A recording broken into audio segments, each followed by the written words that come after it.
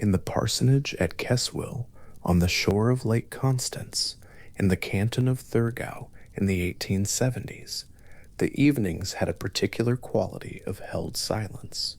Johann Paul Achilles Jung was a pastor, a man who had studied Oriental languages and written a doctoral thesis on the Arabic version of the Song of Songs, and who stood each Sunday before a congregation and spoke about things he was no longer entirely certain he believed.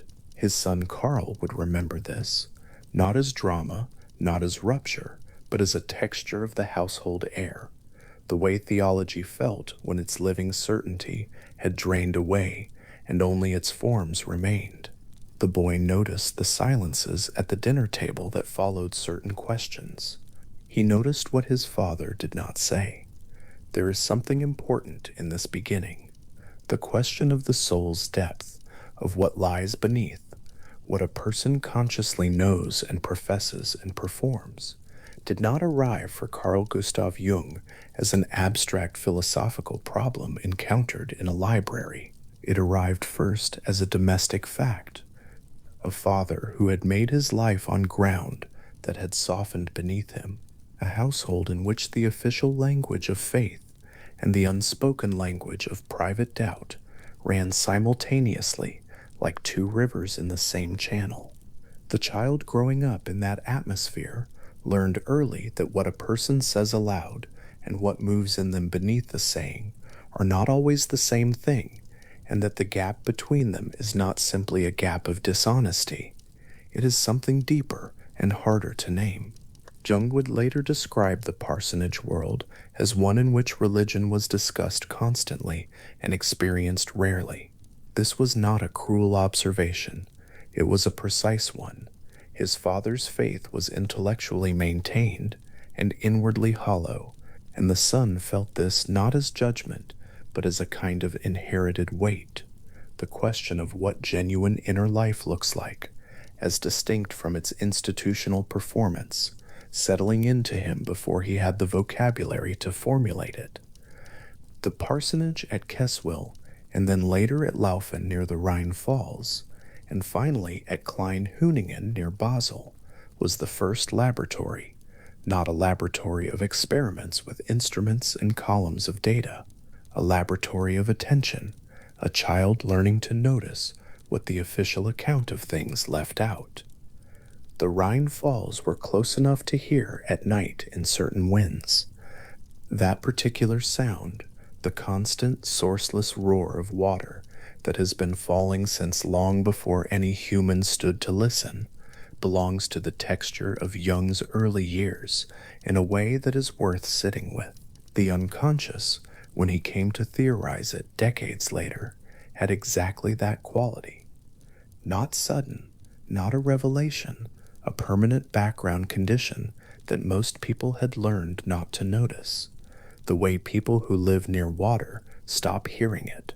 His contribution was largely the decision to turn toward the sound, rather than away from it, to ask what it was and how far down it went.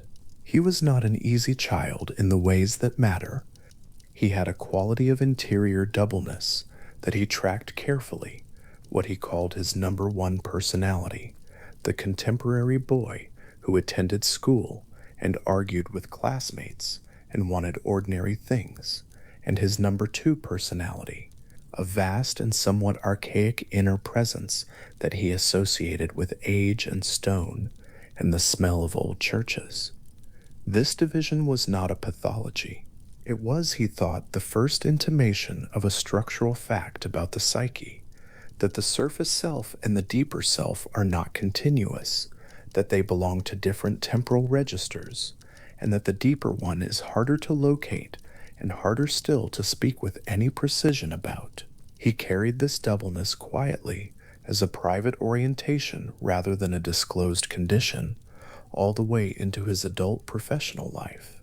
At the University of Basel in the 1890s, medicine began to offer him a language, not because medicine explained the soul, but because it positioned him at the borderland, where the body's measurable life and the mind's unmeasurable one pressed against each other.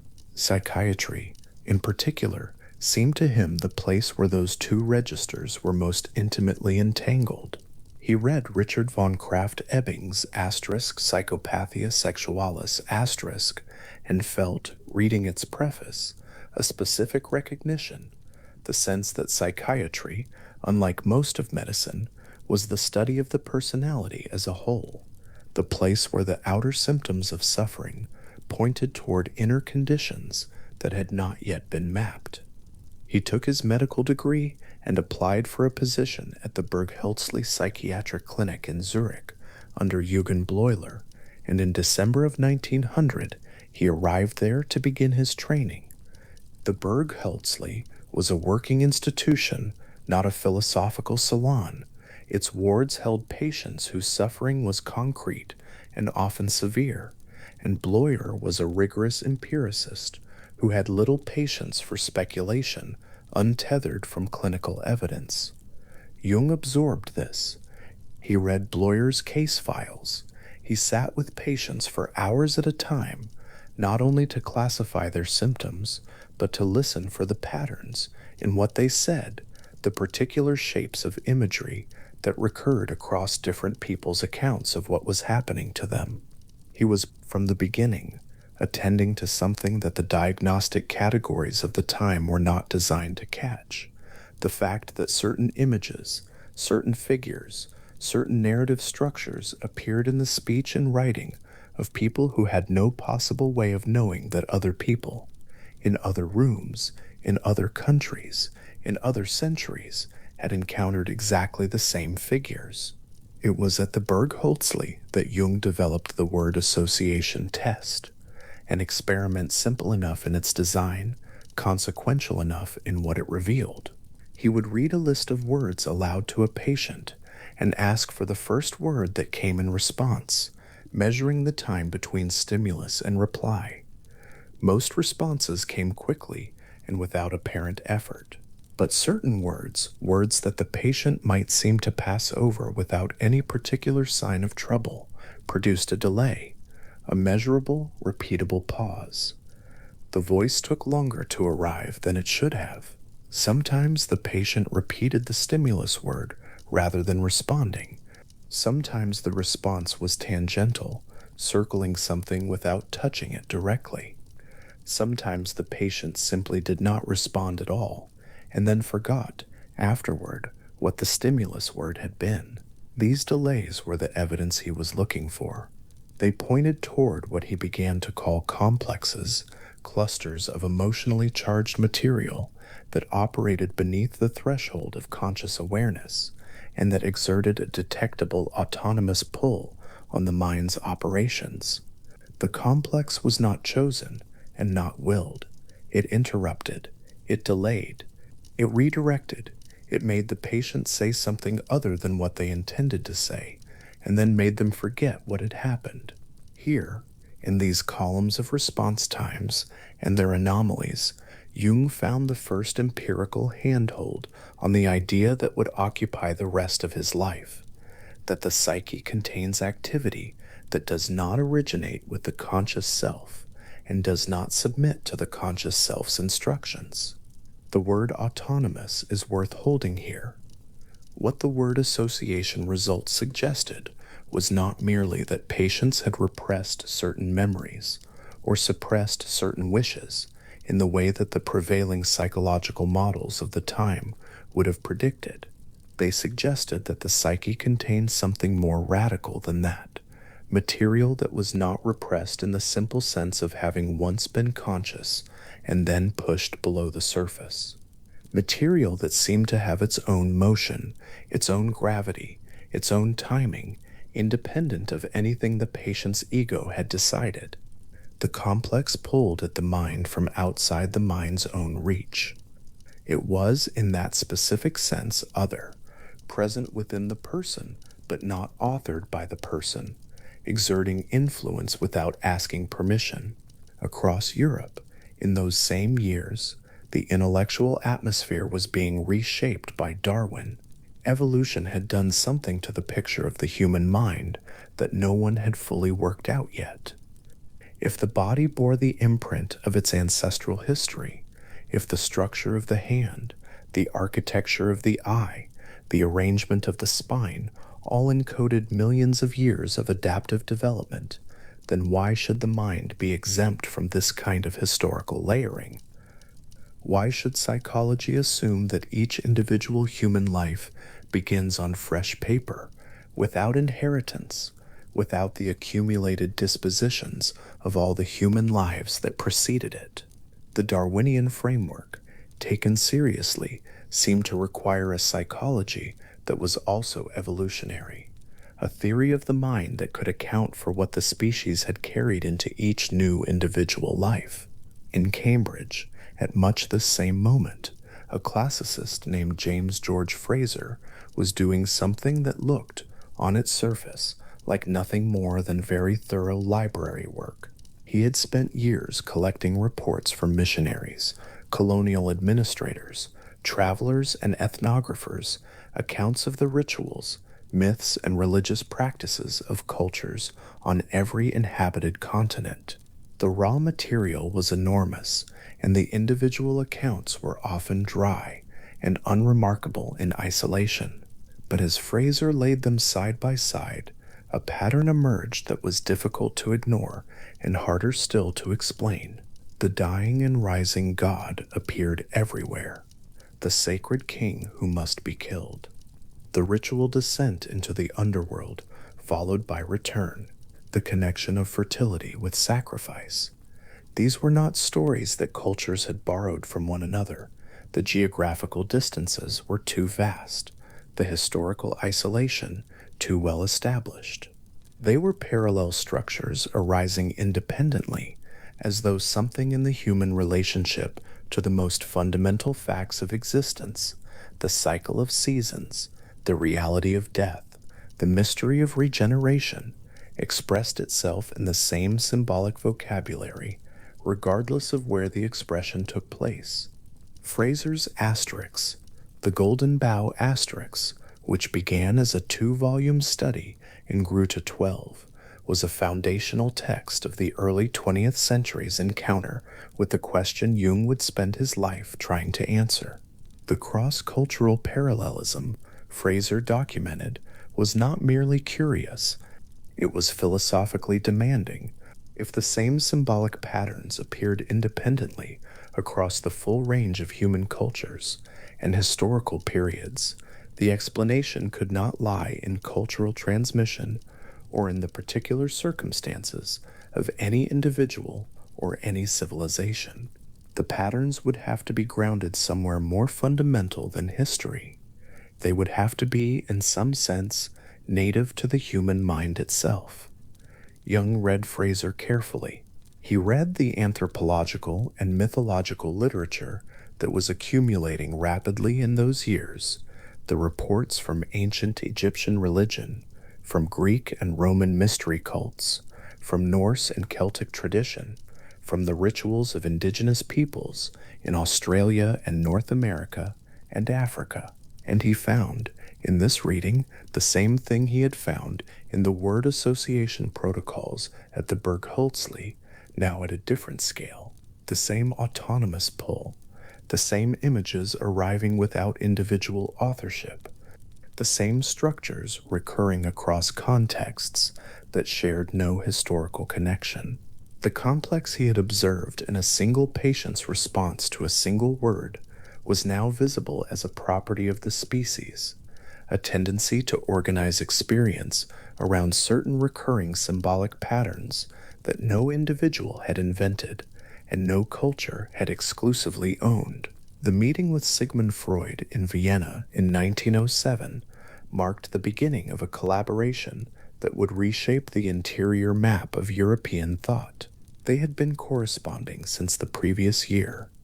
Jung had written to Freud about his word association work, and Freud had recognized in Jung's results a confirmation of the unconscious dynamics he had been theorizing from a different direction.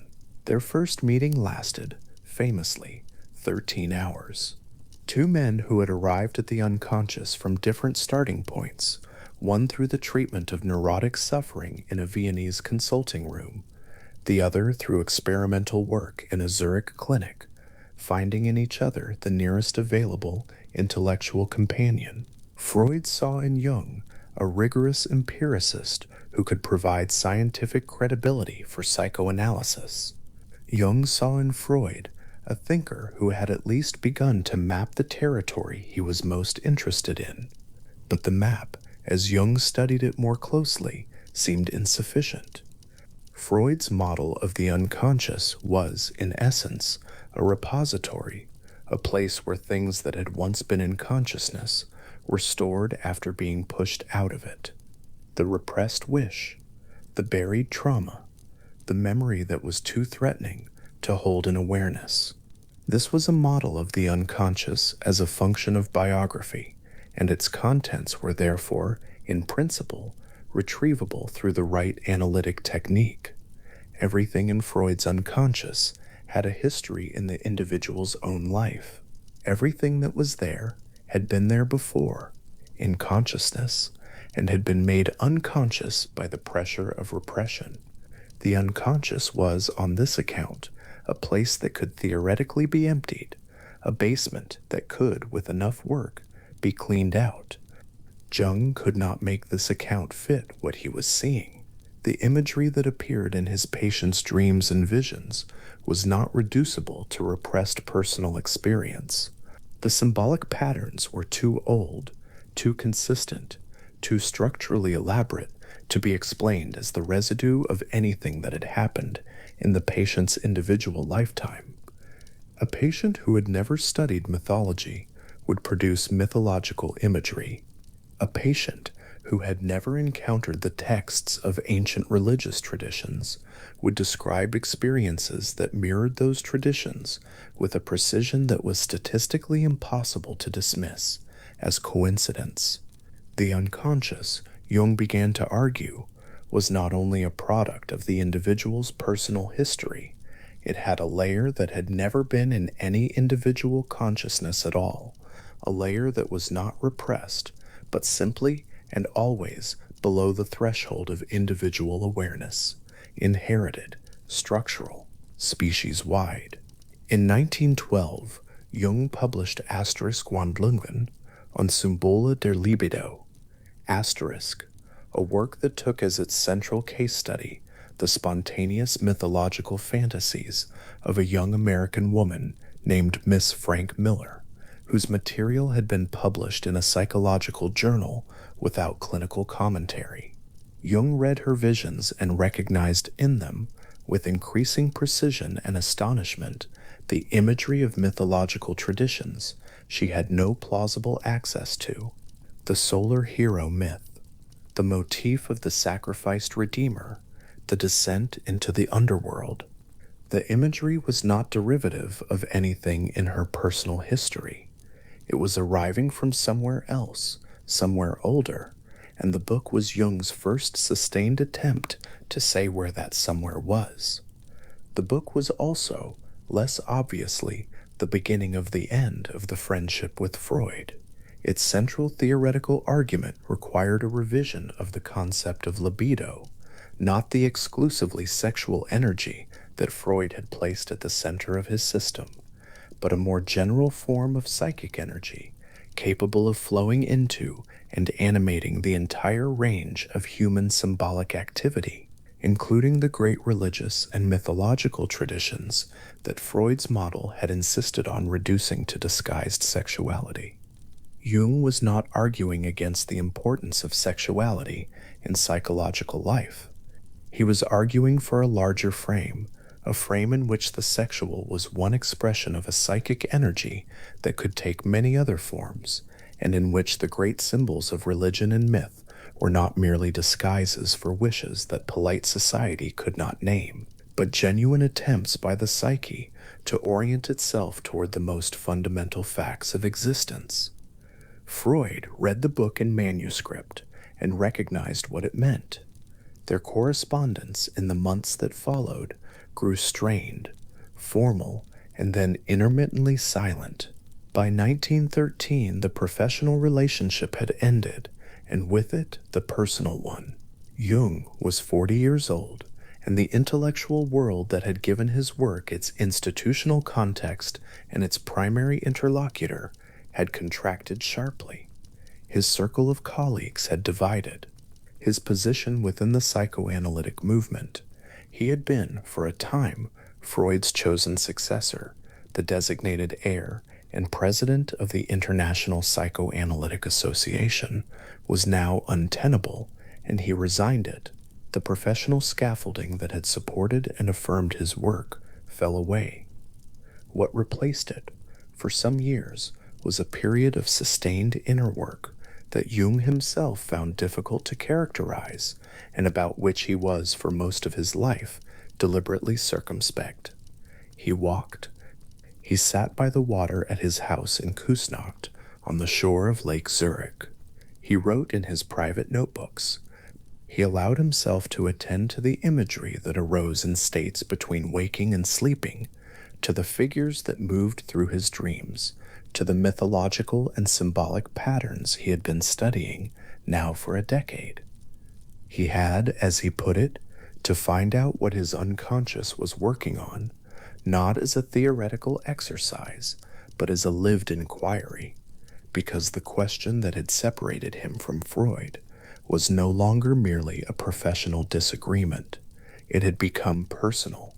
It had become, in the most precise sense, a question he inhabited rather than studied. The solitary walks in those years had a particular quality that is worth noting. He was not in crisis in any simple sense. He was working through a question whose weight was not diminished by having no one to discuss it with, a question that the professional and theoretical frameworks he had previously relied on could no longer contain. What does the unconscious actually contain? Not what Freud says it contains, not what the current theories of repression and wish fulfillment predict it will contain, but what is actually there, beneath the floor of personal memory and personal experience, in the territory where the borrowed maps run out. The question pressed on him not as an abstraction, but as a physical fact, a weight in the body, a texture of the days.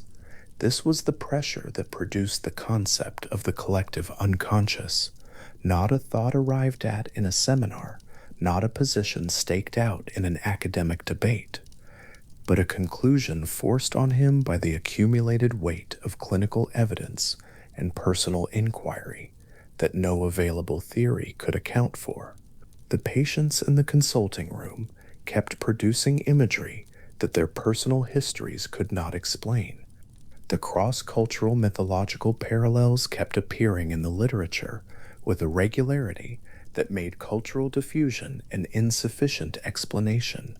The symbolic vocabulary of humanity, the hero and the shadow, the descent and the return, the divine feminine and the wise old man, kept presenting itself as something that had not been invented by any particular culture, but had been in each culture discovered. The same discovery, made independently, with the same symbolic vocabulary, across the full span of recorded human time.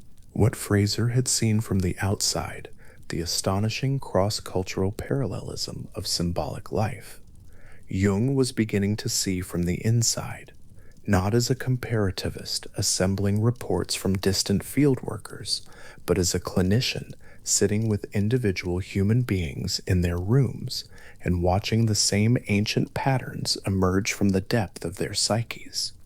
The patient describing an image from an obscure Mithraic liturgy he could not have read, the solar disk and its tubes, the wind flowing from the east and the west, was not performing a trick of unconscious memory. He was producing imagery that had arisen independently from the same deep layer of symbolic inheritance that had produced the liturgy in the first place. The collective unconscious was not a theory yet. It was a name for something Jung had been watching for years in the specific gap between what individuals knew and what they produced. He was not alone in the broader intellectual climate in feeling the pressure of this question. Evolutionary biology had established that the human mind bore the imprint of a long ancestral history that preceded all recorded culture. The new discipline of comparative mythology was establishing that symbolic life followed patterns not explained by individual biography or cultural exchange. The word association experiments had provided empirical evidence that the psyche contained autonomous dynamics that operated independently of conscious intention. The Mithraic patient, the cross-cultural parallels, the repeating symbolic vocabulary, the autonomous complexes, these were not separate findings. They were converging lines of evidence pointing toward the same structural conclusion. The theory of the collective unconscious, as it would take shape over the following years, rested on a claim that was simple in its formulation and difficult in its implications. There is a layer of the unconscious, Jung argued, that has never been in any individual consciousness and never will be, a layer that is not the product of any individual's personal history, but is inherited as part of the biological constitution of the human species, just as the structure of the eye is inherited, just as the disposition to acquire language is inherited. This layer does not contain specific memories or specific experiences. It contains formal patterns, dispositions to organize experience in certain recurring ways, to produce certain recurring images, to orient the psyche toward certain recurring existential situations. He would eventually call these patterns archetypes. The theory was not speculation. It was the most parsimonious account available of what he had been watching in the consulting room and in the comparative literature for more than a decade. But in the years of the walks, in 1913 and 1914, none of that systematic articulation had yet been achieved. The theory was still forming. The vocabulary was still being assembled. What existed was the question, pressed against him from every direction, refusing to be dismissed or deferred. The question of what the unconscious truly contains, not the truncated, personally bounded unconscious of the prevailing model, but the actual unconscious, in its full extent, if it had a full extent, was now, for Jung, not a problem to be solved by another person's theory. Freud's map had been the most detailed available, and it had run out at exactly the point where the most interesting territory began. The break with Freud is sometimes narrated as a loss, and it was that, the loss of intellectual companionship, institutional affiliation, and professional certainty. But it is more precisely understood as a threshold, the kind of threshold that is only visible as such in retrospect, from the other side, when the theory that had contained and oriented and given context to one's own observations can no longer hold what one is observing. The theory must be set down, and something else must begin. That setting down is not the end of inquiry, it is the condition of its continuing. The question cannot be answered by inheriting someone else's answer, however well considered. It has to be entered into directly, with whatever instruments are available, which means, in the first instance, with attention itself, with the willingness to look carefully at what is actually there. What is actually there, Jung would spend the rest of a long life attempting to describe. The years of the walks were the years when he was still largely alone with it. The question open, the theory not yet built, the clinical evidence accumulating in his notebooks, while the professional world that had previously given his work its coordinates contracted to near silence. He walked along the lake in Kusnacht. He watched the water. He attended to the imagery that moved in him when he was not managing it. He waited, with the specific patience of someone who knows that the thing they are looking for will not be found by looking too directly. In those years, the question of what lies beneath the personal, beneath the individual's own history, beneath the repressed wishes and the forgotten griefs and the particular shape of a single human life, was not for Jung an abstract problem of psychological theory. It pressed on him with the full weight of his own interior experience, the way the sound of the Rhine falls had pressed on him as a boy in Laufen, a constant background roar indicating depth and force beneath the surface, which most people learned to stop hearing because stopping was easier than turning toward it and asking what it meant. The parsonage silences, the father's private doubt, the pastor standing before a congregation and speaking in the language of faith with the living substance of faith already thin. These were the first data. The word association delays at the Berg Wellesley were the second. The Mithraic patient, the cross-cultural parallels, the spontaneous mythological imagery arising in people who had no access to the traditions that housed it. These were the third, and the fourth, and the fifth, all of it pointing in the same direction, all of it suggesting that the psyche is not coextensive with the individual, that beneath the floor of personal memory, beneath the layer of what has been repressed and forgotten and overlooked, there is a further depth, impersonal, inherited, shared, that has never been in any individual consciousness, and is not in any simple sense available to one. The break with Freud in 1913 was the moment when the question of what that depth truly contains could no longer be handed to another person's framework. Not because Freud's framework was without value, it had genuine precision within its proper domain, but because it had been built on a different premise, a premise that assigned to the unconscious only what had once been conscious and had been made unconscious by repression.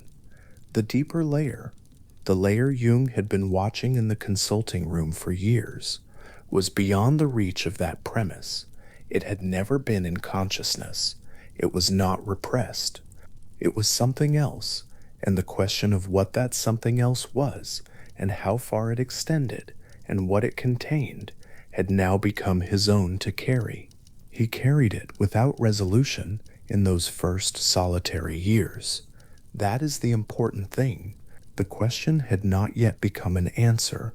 The threshold had been crossed, but the territory on the other side was still unmapped, still only partially visible. He was walking in it without the borrowed certainty of another person's system, with only the clinical evidence and the comparative literature and his own careful attention to the imagery that arose when he was quiet enough to attend to it. That spaciousness, the open, unresolved condition of a question held without forcing it toward premature closure, would turn out to be the very condition in which the theory of the collective unconscious could take its proper form. Not quickly, not without difficulty, but honestly, and with the particular patience of someone who has learned that the depth they are looking at does not yield to impatience. The water on the lake was still in those early mornings. The professional world had withdrawn its noise. What remained was the question, and the long, unhurried work of finding out what it asked. In the early years of the 20th century, at the Bergholzli Psychiatric Clinic in Zurich, Jung sat at a narrow desk with columns of handwritten data arranged before him. The data was simple enough on its face. A word was spoken aloud to a subject. The subject responded with the first word that came to mind. The time between stimulus and response was measured with a stopwatch. What Jung had begun to notice, working through hundreds of these protocols in the gaslit quiet of the clinic's upper floors, was that certain words caused the response time to lengthen in a way that ordinary distraction or confusion could not account for. The pause was not a failure of comprehension. It was something else, a hesitation that arrived from below the level of speech, as though the word had touched something in the subject that was not ready to be touched, something that required, even briefly, to be held down before the surface could settle again, and a reply could be formed. he wrote in his notes, working through the implications with the careful patience of a man who knows the observation matters before he knows precisely why, the phrase that would anchor his early theoretical work. He called what he had detected an autonomous complex. The word autonomous was doing exact work. These clusters of charged ideas and memories did not wait for permission. They responded to stimuli on their own terms, at their own pace, in ways the subject had not chosen and often could not explain. A word about water would slow the response of someone who had nearly drowned as a child. A word about authority would lengthen the pause of someone who carried, somewhere below the reach of introspection, an unresolved encounter with a father's anger. The complex was not a thought the person was having. It was a thought that was having them briefly, involuntarily, and with a force that left a measurable trace in the gap between question and answer. This was the observation from which everything else would eventually unfold. Not a theory, at first. Only a pattern in data that refused to be explained away. To understand what Jung would eventually build from that clinical observation, it helps to hold the basic structure clearly, not as an abstract diagram, but as an actual picture of how the mind is layered, how its depths relate to its surface, and how far down those depths actually go. The architecture he proposed is not complicated, though its implications are wide. It begins with what is most familiar and moves steadily inward toward what is least. At the surface is the ego. This is the part of psychological life that feels most like a self, the center of conscious awareness, the thing that says I when a person speaks about their own experience. The ego knows what it knows. It handles the daily traffic of perception and decision. It holds the coherent narrative that a person calls their life. All of this is genuine, and Jung had no interest in dismissing it. But the ego is a comparatively recent and comparatively thin structure built on layers it did not make and cannot fully survey. Just beneath the ego, not very far down, lies the personal unconscious. This is the layer that Freud had mapped with considerable care, and Jung did not disagree about its existence. The personal unconscious holds what has been forgotten, what has been overlooked, what was once known and has gradually faded below the threshold of recall, and what was experienced but too difficult to hold in awareness, and was therefore set aside. It is built from the individual's own history, the particular family, the particular losses, the particular configuration of wishes and fears that belong to one person's life and no other. When the autonomous complex operates, it is most often drawing on material from this layer. The complex forms around experiences that carry a charge, a grief that was not completed, a shame that found no resolution, a longing that was formed early and never quite satisfied, and it goes on exerting its influence from below, organizing the texture of a person's responses to the world without their awareness or consent. This much was, in broad terms, familiar territory in the early years of depth psychology. What Jung proposed next was the step that distinguished his work from everything that had come before it. Beneath the personal unconscious, he argued, lay another layer entirely, and this second layer had a fundamental property that set it apart from everything above it.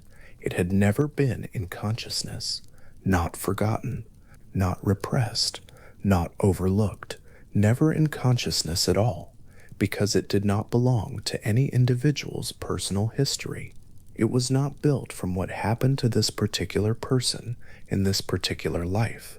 It was inherited in the way that physical structures are inherited, as part of the biological constitution of the human species.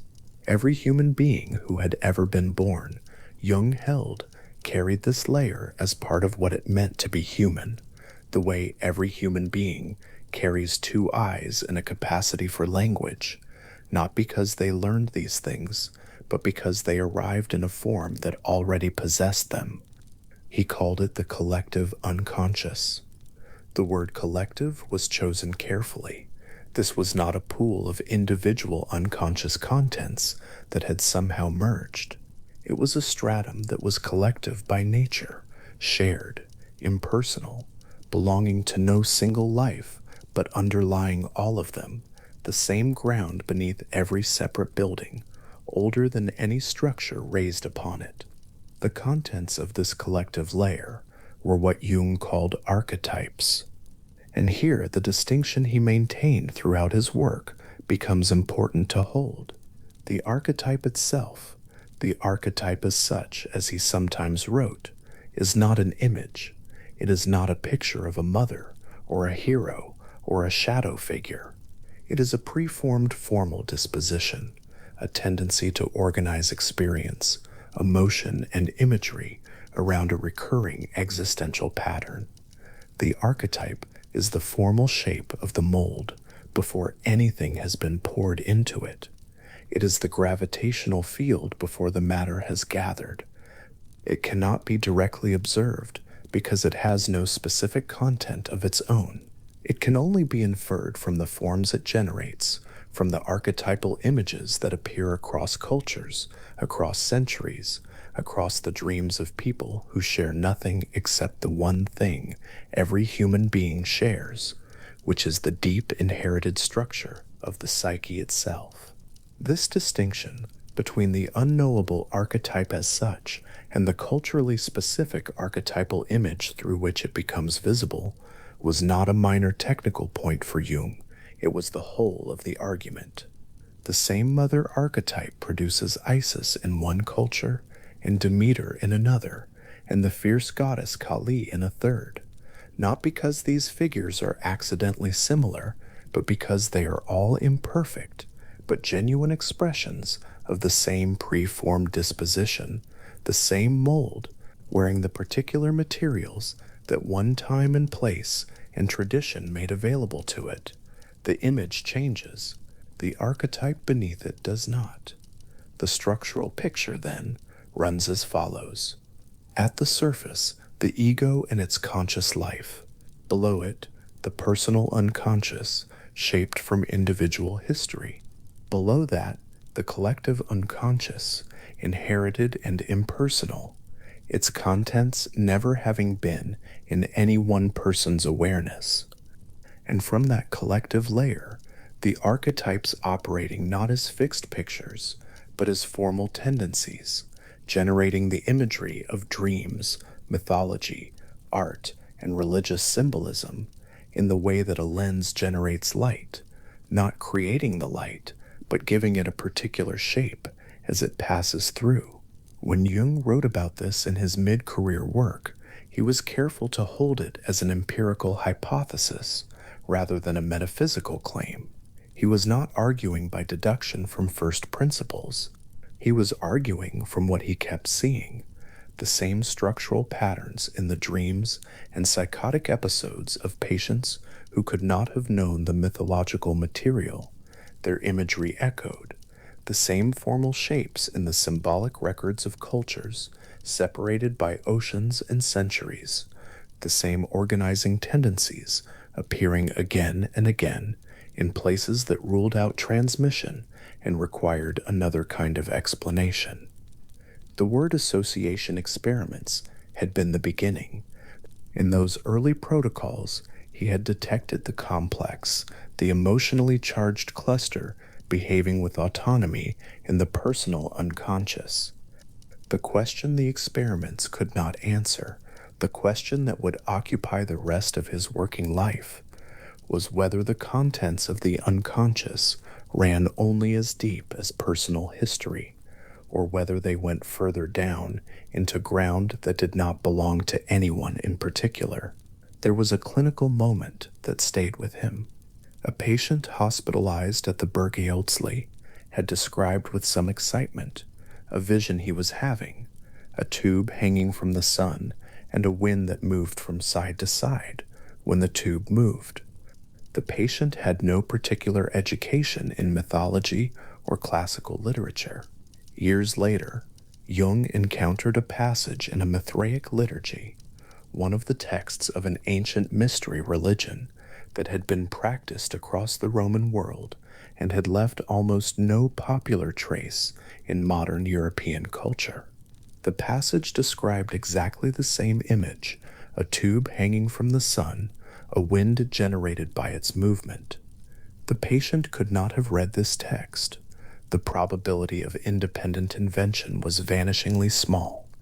What the encounter suggested, and what Jung would return to many times in the decades that followed, was that the patient's vision was not a private hallucination, but an eruption of collective material, something old and impersonal, rising through a mind in distress and arriving in the consulting room as though from a source that had nothing to do with the particular history of the man sitting in the chair. This was not, for Jung, evidence of anything supernatural.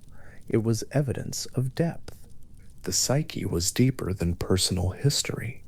The unconscious was not only the repository of what one person had lived, it went down past that into ground that was shared. To understand the full extent of what Jung was proposing, it helps to think not just about the layers of the psyche, but about how those layers relate to the body. Jung was careful never to treat the mind as something floating free of its biological substrate. The archetypes, he argued, were not purely spiritual or ideational structures. They were tied to instinct. They had a biological pole as well as a symbolic one. At one end of the spectrum, there was instinct understood as a fixed action pattern, the body already completing a gesture of flight or defense before the mind has registered a decision. The organism, moving on, inherited biological script, the individual life temporarily becoming the vehicle of the species' long evolutionary preparation. At the other end of the same spectrum, at what Jung called the spiritual pole, there was the archetype as a formal meaning pattern, not the body's automatic response, but the psyche's drive to organize experience around a symbolically saturated form, to find in a particular event or dream image the pattern that gives it significance beyond its literal content. He described a spectrum running between these two poles. Most human psychological experience, he thought, fell somewhere between them, not purely instinctual, not purely archetypal, but shot through with both, the body's inherited responses and the psyche's inherited symbolic tendencies, interwoven in the specific texture of an actual life. A person in grief is not only processing personal loss, they are also, at a level below their awareness, meeting the archetype of loss, a pattern as old as the species, a formal disposition that the psyche brings to every encounter with ending, organizing the raw experience of loss into something that has shape and eventually meaning. The grief is individual. The pattern it moves through is not. This argument, held clearly, changes the way it is possible to think about what a dream is. A dream is not only a message from the personal unconscious, not only a rearrangement of the day's residue, or the expression of a repressed wish from the individual's history. At the collective level, a dream is the archetypal stratum of the psyche, speaking in images, the formal dispositions that were never in consciousness, generating pictures that carry their own meaning, independent of whether the dreamer has the theoretical framework to receive them. The same dream image of an old figure offering guidance, a threatening stranger, an endless descent into underground chambers.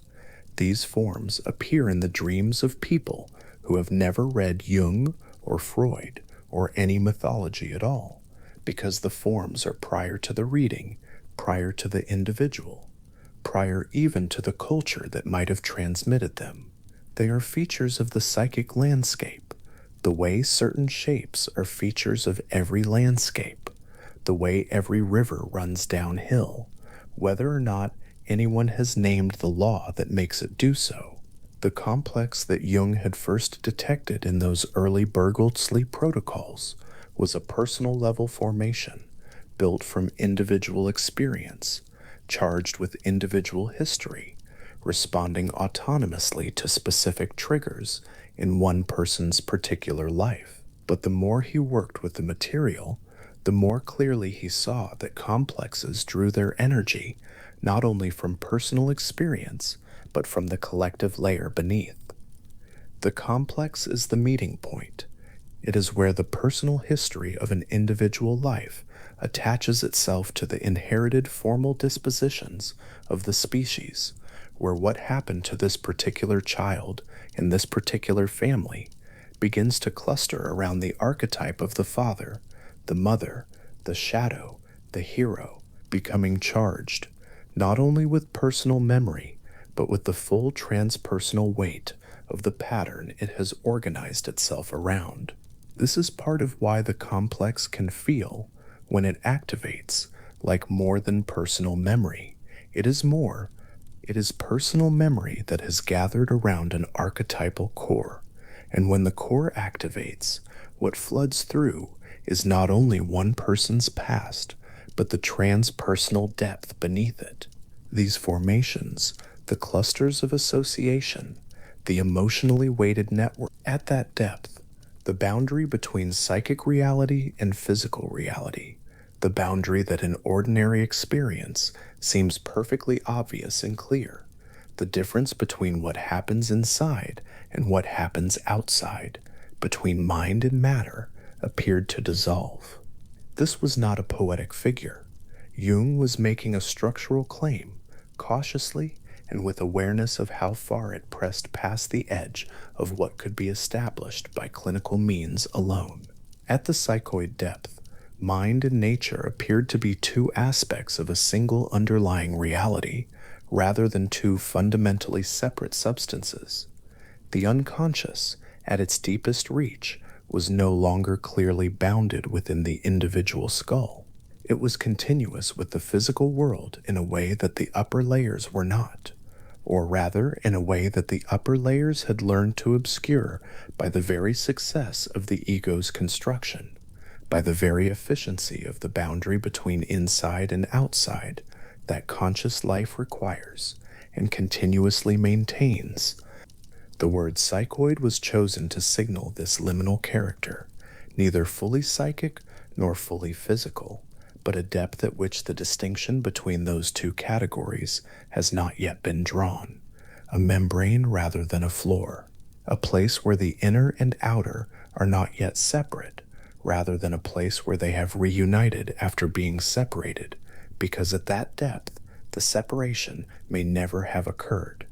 Jung worked through the implications of this concept with a particular care and patience in his writing from the late 1940s onward. He was aware that the argument pressed past the boundary of what psychology had traditionally claimed as its territory, past the edge of what empirical clinical observation could directly support, and into a region where physics, particularly the quantum physics that had been remaking the foundations of natural science since the early decades of the century, had also recently found itself. The categories that organize daily experience and scientific method alike were not, it had turned out, the categories of nature at its deepest level. At the microphysical level, the sharp edges that ordinary experience took for granted, the distinction between observer and observed, between here and there, between a particle in one state and a particle in another, had softened into something that required entirely new language to describe. The physical world, examined closely enough, stopped behaving like separate, bounded objects governed by mechanical laws, and began to show something that looked, at its edge, like a field, a domain of potential, in which separateness was not the ground truth, but only the appearance that emerged at a particular scale. Jung, at his writing desk in Kusnacht in those late years, working through the implications slowly, was not claiming that psychology and physics had arrived at the same truth. He was noting that both disciplines, following their own methods and their own directions, had reached a point where the ordinary categories ceased to hold, where the language of separate bounded things in mechanical relation to one another ran out. What lay beyond that point, what the psychoid layer was, what quantum indeterminacy pointed toward, neither discipline could say with confidence, but both had reached the boundary, and the boundary appeared to be shared. The picture this builds, taken whole, is not unsettling. It is, on reflection, deeply ordered. The personal layer, built from individual history, inhabited and navigated daily by the ego. Below it, the collective layer, inherited and impersonal, its archetypes, generating the symbolic forms that appear in dreams and myths, and the spontaneous imagery of the imagination. Below that, the psychoid depth, the membrane where mind and matter are no longer clearly separate, where the psyche shades into something that extends beyond any individual and connects the inner life to the physical world in ways that ordinary experience does not register. The ego moves across the surface of a structure it did not make and cannot fully see. This is not a diminishment of the ego's reality or importance. The surface is real. The clearing in the forest is genuinely a clearing, but the forest was there before it, and extends in all directions beyond its edge, and the quality of the light in the clearing is partly a function of what the forest is doing, the long, slow processes of the deep layers, the archetypal currents that were moving long before this particular life began and will continue moving after it ends. There is a way of holding this that is not philosophical at all, but simply felt, the experience of lying still in the dark before sleep, the ordinary traffic of the day beginning to dissolve, the images that arise in that dissolving, not quite chosen and not quite random, carrying a weight and a vividness that the day's directed thinking does not produce. In those moments before sleep, the distance between the ego and the deeper layers narrows. The personal layer stirs first, the concerns of the day, the faces of people who were seen and felt, the unresolved threads of a life being lived. But then, in the patients whose dreams Jung recorded over decades of clinical work, something else would sometimes arrive, an image that had no personal source, a figure that belonged to no one's actual history, a scene that could have been drawn from a text no one in that room had read. These were the moments when the collective layer made itself felt, the inherited depth rising briefly to the surface of the sleeping mind, offering images that the waking life had not assembled and the personal history had not provided. The complex sits between these two levels, drawing from both. It is built from personal material, but organized around an archetypal core. It operates with an autonomy that the ego experiences as other, as something not chosen, not desired, moving through the personality with its own energy and direction. To understand this is not to abolish the complex or dissolve its charge. It is to see it clearly, to see that it is not the ego's failure, but the psyche's structure, the natural consequence of having a personal history that runs down into an impersonal depth. There is one further quality of the architecture worth staying with before the picture rests. The collective unconscious in Jung's account is not passive. It does not simply wait to be activated by the surface life's encounters and difficulties. It has its own regulatory function, a tendency operating from the deeper layers to compensate for what the ego overdoes or ignores. When the surface life becomes too one-sided, too identified with a particular self-image or a particular way of orienting to the world, the deep layers generate compensatory material in dreams and spontaneous imagery, pressing back against the one-sidedness, offering what has been excluded, carrying toward the surface what the conscious orientation has been refusing to hold. The psyche at this level is not simply a repository of what has been deposited in it. It is a living system with its own drive toward balance, its own orientation toward something Jung would call wholeness. Not the wholeness of the ego, which is a relatively small and recent structure, but the wholeness of the entire psyche, including all the layers the ego has never directly encountered. This is the architecture, personal history above, collective inheritance below, the ego built on both, governed by neither, the complex as the meeting point between personal and transpersonal, the archetype as the formal disposition generating symbolic imagery from the collective depth, the psychoid layer as the membrane where inner and outer, mind and world, appear to open into each other. Sitting with this picture slowly, not as a map to be memorized, but as a landscape to be inhabited, there is something that settles in it rather than strains. The hardest part of the ego's ordinary work is the isolation it entails, the effort of being only oneself, only this particular configuration of history and preference and intention, running only as deep as one person's memory goes. The architecture Jung proposed is, among other things, a reply to that isolation, not a mystical reply, a structural one. The personal layer is real and individual and irreplaceable, but it rests on a collective ground that belongs to no single life. The formal patterns at the deep center were not made by any one person and cannot be taken away by the ending of any one life. They were there before the individual arrived, and in the depth they continue. Jung himself returned to this image many times in different forms. The individual life is a wave on the surface of a depth that the wave does not create and cannot exhaust. The surface is real, and the movement of the wave is real, and the specific shape of this particular wave at this particular moment is genuinely unique, not repeated anywhere in the water's history. But beneath the wave, the depth is old and continuous and does not end where any particular wave ends.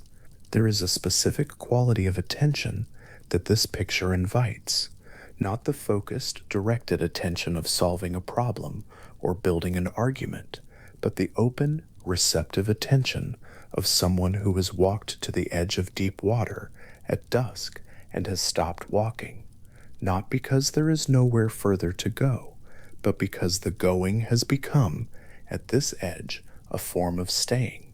The water does not need to be crossed. It is enough to stand at its edge and feel how far it goes. The deepest layer of the unconscious, the psychoid membrane, where mind and matter no longer hold their ordinary distance from each other, is not a place that can be reached by effort or intention. The ego cannot descend there by deciding to.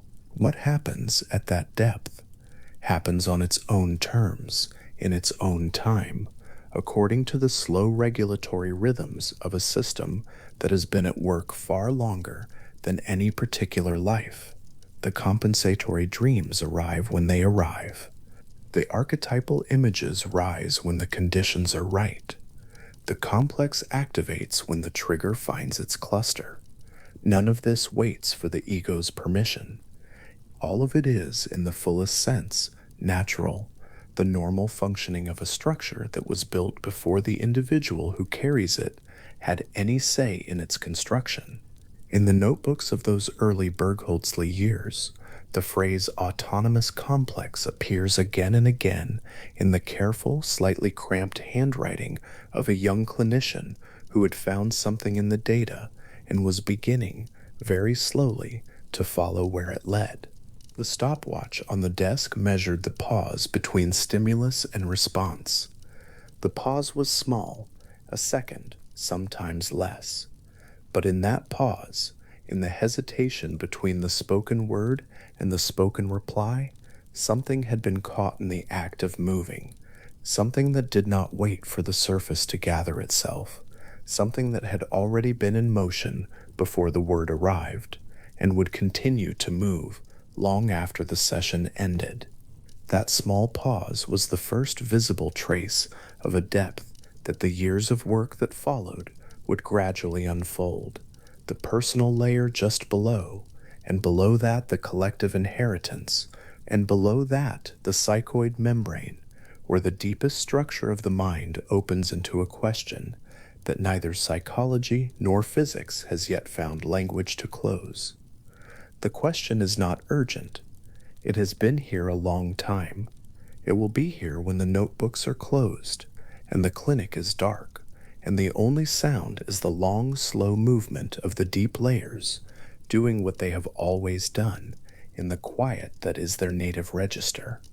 The boundary at the deepest level is not a wall. It is a place where the categories that organize the surface of experience have grown, gradually and without announcement, insufficient, not broken, not dissolved, simply insufficient, the way a container is insufficient, not when it fails, but when what it is trying to hold has turned out to be larger than any container could accommodate.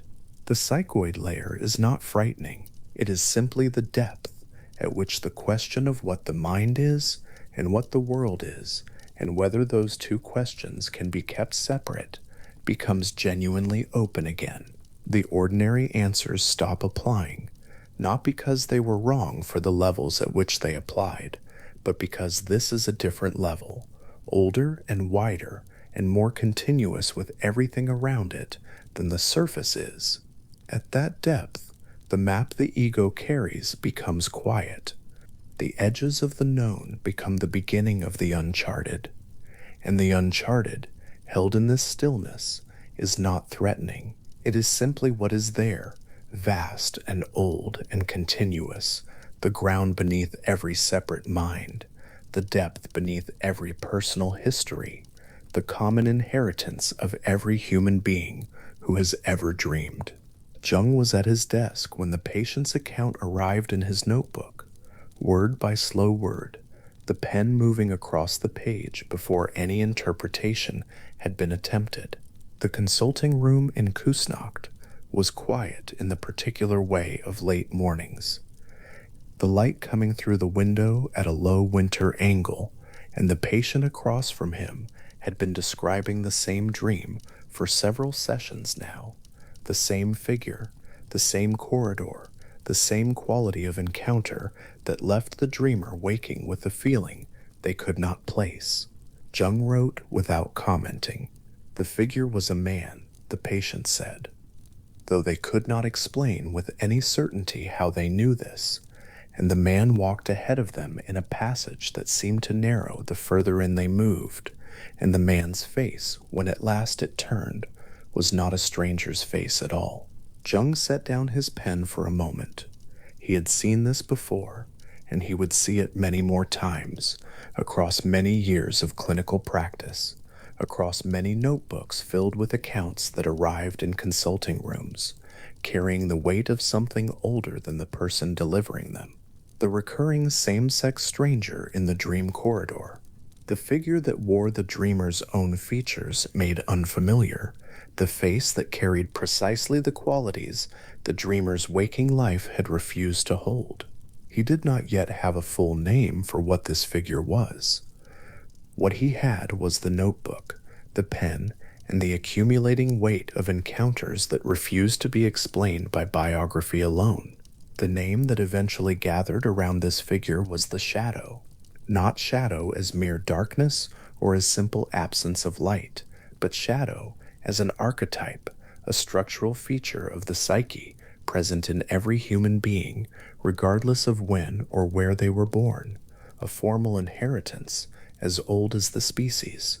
Jung understood it as the archetype that collects all aspects of the personality the ego has refused to develop, the qualities that were rejected because they did not fit the story the conscious self was trying to tell about itself. Every human life has its necessary exclusions. Every choice of who to be carries within it, as its twin, a choice of who not to be. And those unchosen qualities do not simply disappear. They gather, over years and decades, into a figure that the dreaming mind eventually sends walking down a corridor. The dreamer does not always recognize the figure immediately. This is part of what Jung noticed. The face is familiar and not familiar at once, the way a word is familiar and not familiar in the moment, just before the name surfaces. There is often dread in these encounters, a quality of something unwelcome, something the dreamer would prefer to avoid. But Jung observed also, in the accounts he collected across decades, that the dread carried alongside it a strange relief, the specific relief of meeting something that has been following closely for a long time, something that has been known without being acknowledged, something that arrives in the dream corridor not as an enemy, but as a fact. The figure waits. The dreamer cannot finally outwalk it.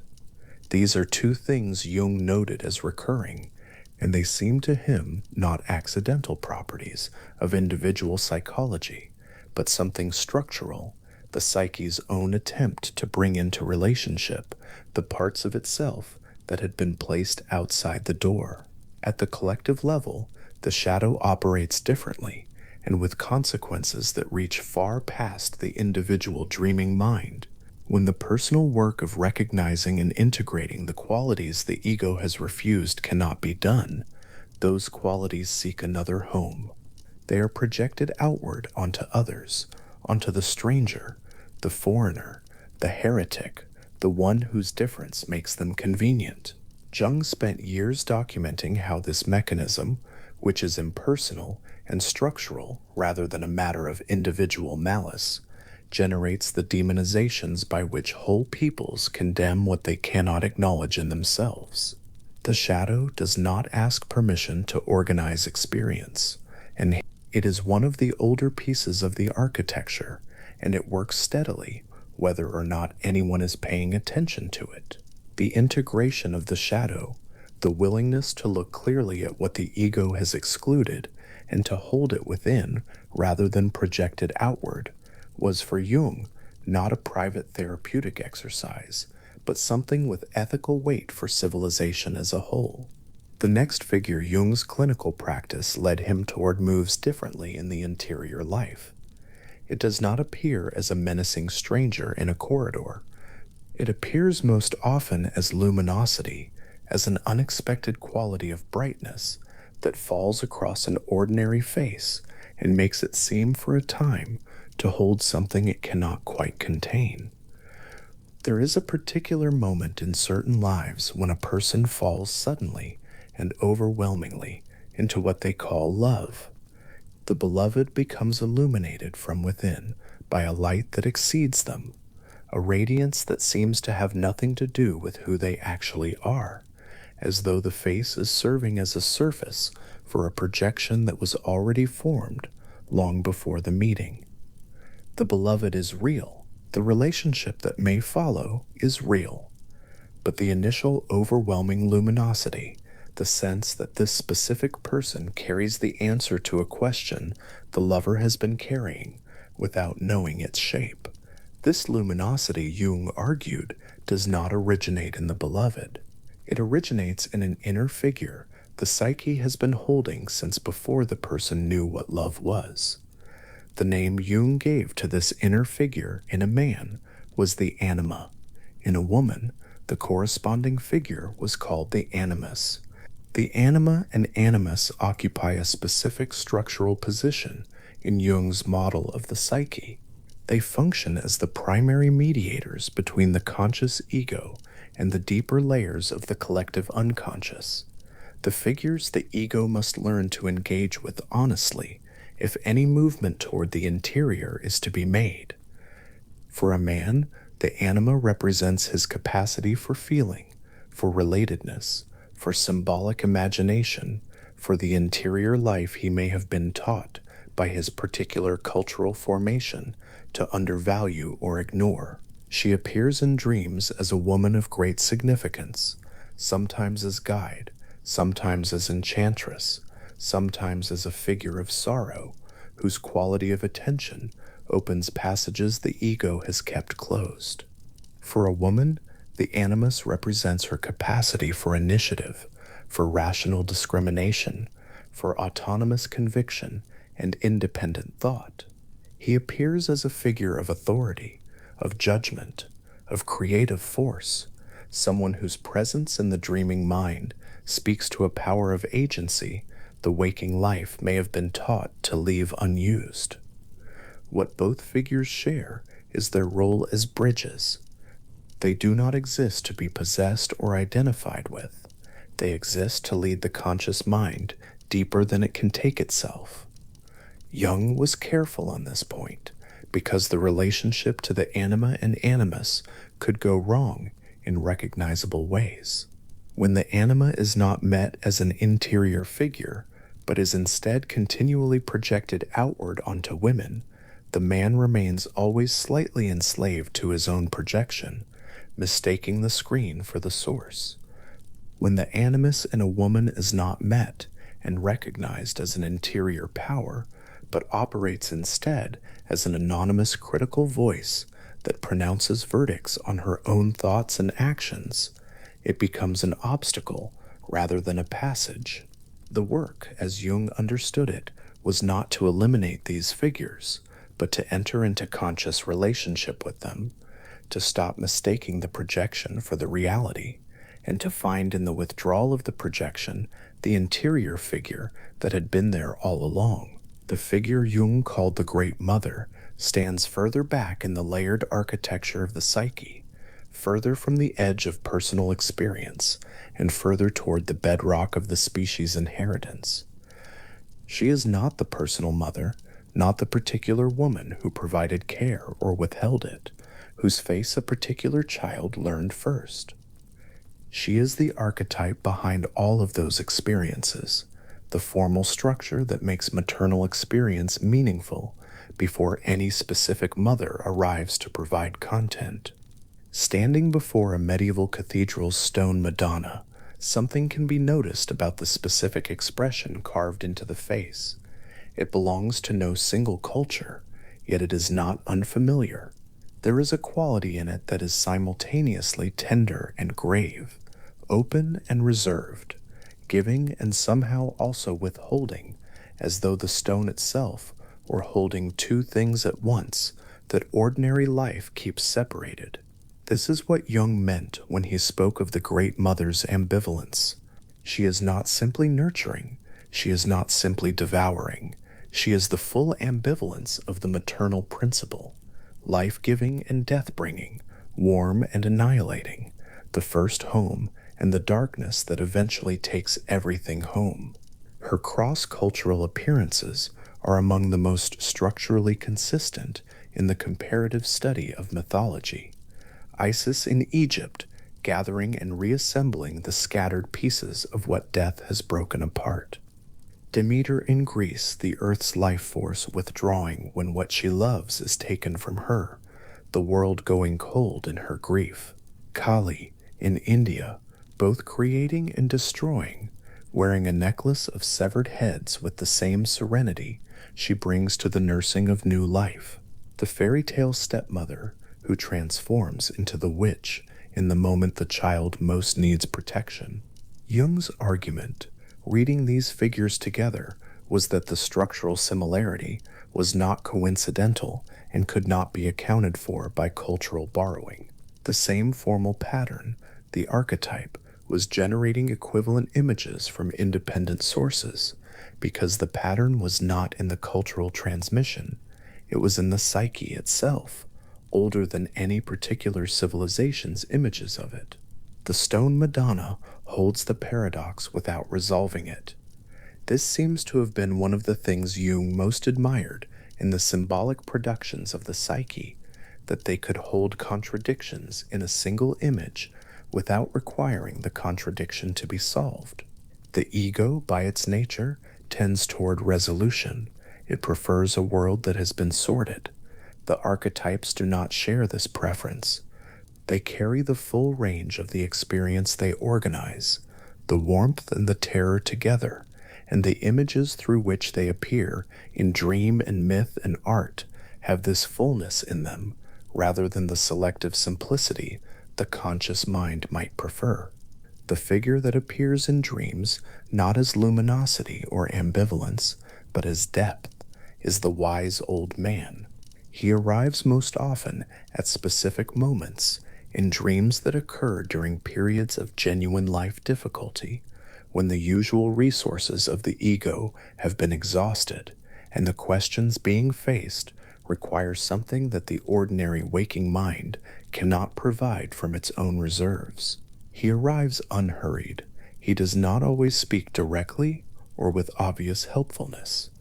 His quality of attention is itself a form of guidance, the sense of a presence that has sat with many difficulties and has not been broken by any of them, that brings to the specific crisis of the dreamer a perspective drawn from a distance the dreamer cannot yet inhabit. Jung's comparative mythological reading traced this figure across centuries and cultures with particular care. Merlin in the Arthurian material, the aged counselor at the edge of the kingdom, the keeper of knowledge that comes from before the kingdom's founding. Hermes in the Greek world, the messenger between realms, the conductor of souls, the guide at the threshold between the known and the unknown. The prophets of the Hebrew tradition, the voices that arrive from outside the ordinary social order to deliver a perspective the order could not generate from within itself. The sage appearing at the crossroads in 100 folk traditions, asking the traveler a question whose answer determines what the road ahead will be. What these figures have in common is not wisdom as accumulated information. It is wisdom as a quality of relationship to meaning, an orientation toward the depth of things rather than their surface, a patience with ambiguity that extends beyond the ordinary tolerance of uncertainty. The wise old man appears in the dreamer's interior life as the representative of exactly this quality at the moment it is most needed. But Jung was precise about a specific danger this archetype carries, and he named it clearly. The danger is what he called mana inflation, the condition that arises when the ego, instead of receiving the guidance of the wise old man from a position of maintained distinction, loses the boundary between itself and the archetype and begins to speak as though it were the archetype itself. The ego inflated by the wise old man does not experience itself as receiving wisdom. It experiences itself as the source of wisdom. It addresses others from a position of prophetic authority that has nothing to do with the ordinary limitations of a particular human life. Jung saw this pattern in historical figures and in clinical cases, and he held it as one of the clearest illustrations of what goes wrong when the relationship to an archetype collapses into identification. The archetype must be met, not absorbed. The figure in the dream must remain the figure, and the dreamer must remain the dreamer, for the encounter to be useful. These four figures, shadow, anima, animus, wise old man, occupy different layers and serve different functions in the architecture of the interior life, but they share a common orientation. They all face inward and downward, toward the deeper layers of the collective unconscious from which they arise. They are all figures the ego must learn to encounter and engage with honestly if the psyche is to move toward anything Jung would recognize as health. But they are not themselves the endpoint of that movement. They are passages, and the thing they all, in their different ways, point toward is something Jung spent much of his life working to characterize with precision. He called it the self. The self must be held carefully apart from a confusion it regularly encounters. It is not the self of ordinary speech, the conscious personality, the person someone means when they say I. Jung was consistent throughout his work in distinguishing the self from the ego, and the distinction carries significant weight. The ego is the center of conscious awareness, the organizing principle of daily life, the locus from which decisions are made and the world is perceived. It is real and necessary, but it is partial. It occupies a small and well-lit portion of what the full psyche contains. The self, in Jung's use of the term, is the archetype of totality, the center not of consciousness but of the whole psyche, conscious and unconscious together, all the layers including the deepest ones, the known and the unknown, held within a single encompassing principle.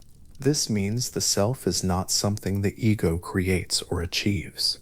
It is something the ego is already oriented around, even without knowing it, the way a planet moves in the gravitational field of a body it cannot directly observe. The individuation process, Jung's term for the movement towards psychological wholeness, is not the ego expanding to encompass more of the psyche. It is the ego learning to take its proper place in relationship to the self, learning to be the center of consciousness without confusing that role with the center of everything. The self, when it makes itself visible in the productions of the dreaming mind, tends to appear in a particular form. Jung observed this across his clinical work, across his comparative reading in mythology and alchemy and religious art, and across his own extensive practice of what he called active imagination. The form the self most characteristically takes is circular, symmetrical, complete. The mandala, a hospitalized patient in the years of Jung's early clinical practice, drew concentric circles on scraps of paper during a period of acute psychological disintegration. Not once, but repeatedly, across many days, the same gesture returning, circles nested within circles, sometimes subdivided, always centered, always returning to balance. The patient had not been instructed to do this. No art therapy protocol had suggested it. The drawing emerged from within, without apparent intention, during the period when the ordinary structures of the waking personality were most severely disrupted. Jung noticed this and filed it alongside other observations of the same pattern appearing in other patients at other periods of crisis. And then, alongside the observation that the same formal structure appeared in Tibetan Buddhist ritual art, in Navajo sand painting, in medieval Christian cosmological diagrams, in the floor plans of certain temples, in the geometric visions described by mystics across traditions that had no documented contact with one another. The pattern was old. It was older than any of the cultural contexts that had given it a specific set of meanings, and it kept appearing not at moments of calm and established health, but at moments of difficulty, at the point where the ordinary organizing structures of the conscious personality had reached their limit, and something from below or beyond those structures was moving to restore what had been lost. The mandala, Jung came to understand, was not a decoration or a cultural convention, or even primarily an intentional artistic form. It was a symbol the psyche offered to itself in the middle of its own difficulty, a sign that the drive toward wholeness was already present and already working, even when the conscious mind could not feel it. Jung's controversial argument about the self extended one step further, and it is worth dwelling here because the extension carries a specific weight. He observed that the self, in its symbolic appearances, could not be distinguished from what the religious traditions of the world called the imago Dei, the image of God as it lives and operates within the human psyche, not God as a theological proposition about what exists beyond human experience, not God as a cosmological claim about the origin of the universe, but God as an inner psychological reality, the most encompassing and authoritative presence that the psyche has the capacity to represent, the center around which everything else in the interior life is organized. Jung was not making a theological claim. He was careful about this, and he repeated the clarification often enough that the care was clearly deliberate. He was not saying the self is God. He was saying that the psyche represents its own deepest wholeness through images that are structurally identical to the images through which religious traditions represent the divine, that the two are, from a psychological standpoint, indistinguishable. Whether the imago Dei refers to something beyond the psyche that the psyche has somehow registered, or whether it refers entirely to the psyche's own deepest stratum, was a question Jung explicitly refused to answer. He treated the refusal not as evasion, but as the correct response to a question that psychological observation alone cannot settle. What psychological observation could establish was the empirical fact of the image and its power, the fact that this representation, in whatever tradition it appeared, carried the quality of absolute authority and absolute centrality that the psyche reserved for nothing else. The self as mandala, the self as the deepest available image of wholeness, the archetype of totality, in its circular and symmetrical form, the psyche drawing its own portrait, not as it is on any given day, but as it might be if everything it contains were brought into balance. These figures, shadow and anima, and animus, and wise old man, and self, do not arrive in neatly sequential order in a human life. They do not appear one by one as though following a curriculum. They are all present simultaneously in the layered structure of the psyche, all active in the long conversation between the conscious mind and the depths beneath it, all pressing in their different ways toward an integration that the ego can move toward but cannot force. What changes over a life is not whether they are present, but whether the conscious mind has learned to recognize them, whether the face in the corridor has been acknowledged, whether the luminosity projected onto the beloved has been traced back to its interior source, whether the circular gesture of the hospitalized patient drawing concentric circles on scraps of paper has been understood as the psyche's own language rather than the symptom of a failure. Jung spent years in his private journals and in the work he called the Red Book, which remained unpublished in his lifetime, attempting to enter into direct relationship with the figures of his own interior life, to encounter them as he asked his patients to encounter them, to hold the distinction between observer and observed, to receive rather than identify, to listen rather than claim. The Red Book is a strange document, by any measure, illustrated, dreamlike, written in a deliberately archaic register that distances it from the technical language of his theoretical work.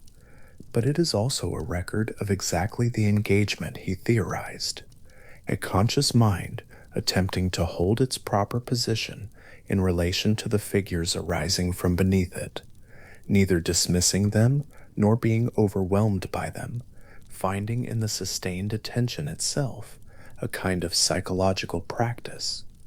What that practice produced, across the decades that followed, was not a person who claimed to have achieved the integrated wholeness the self represents.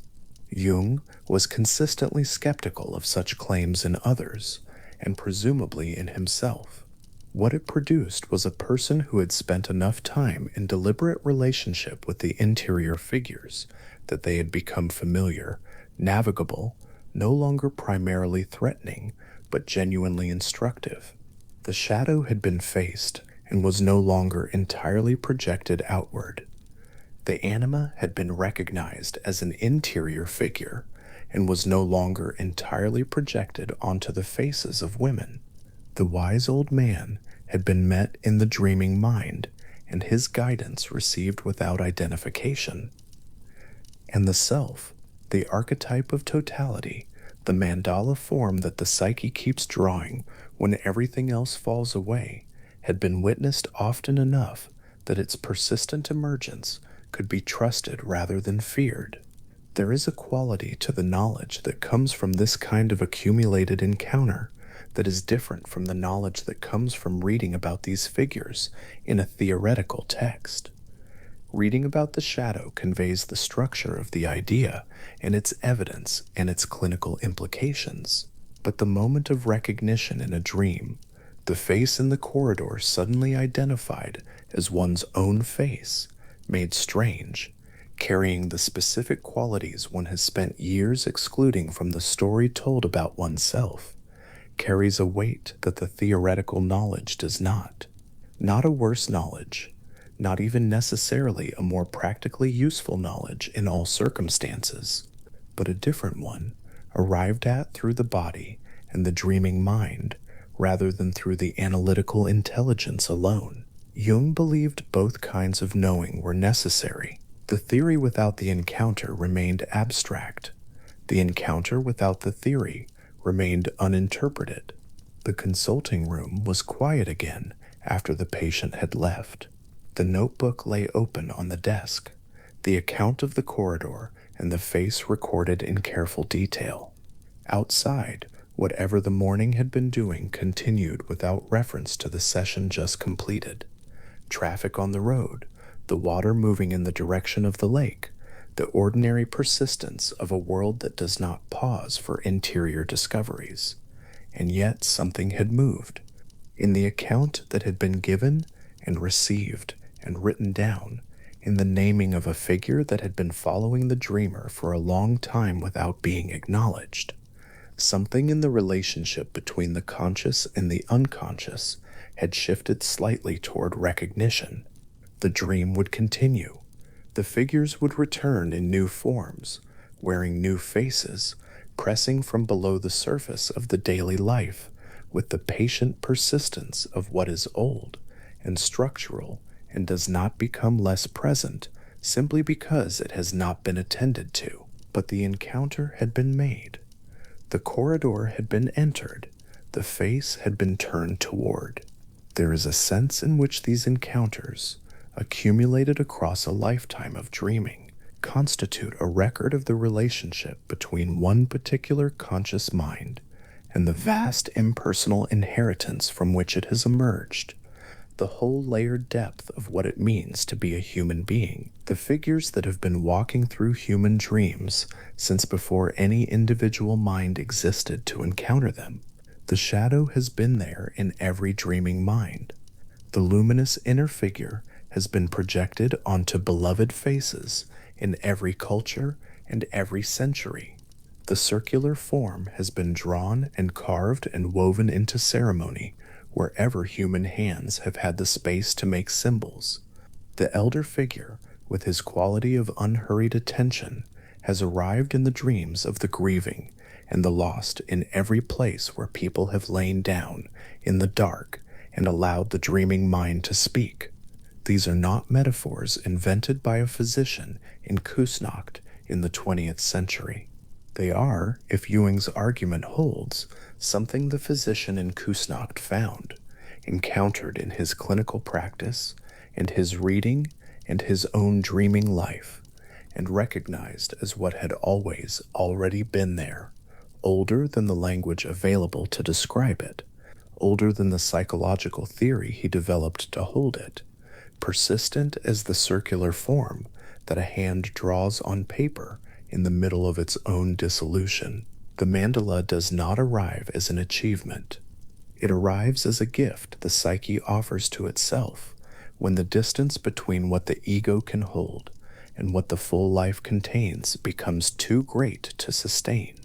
Circular, balanced, complete, not the completion of a long developmental process, not the resolution of the years of encounter and recognition and gradual integration that have led to this moment.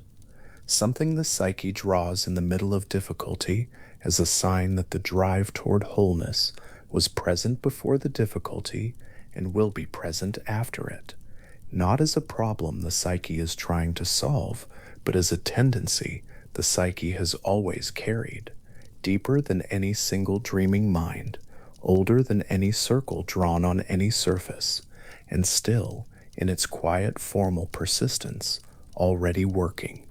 In Königsberg in the autumn of 1781, after 11 years of near silence, Immanuel Kant completed a manuscript.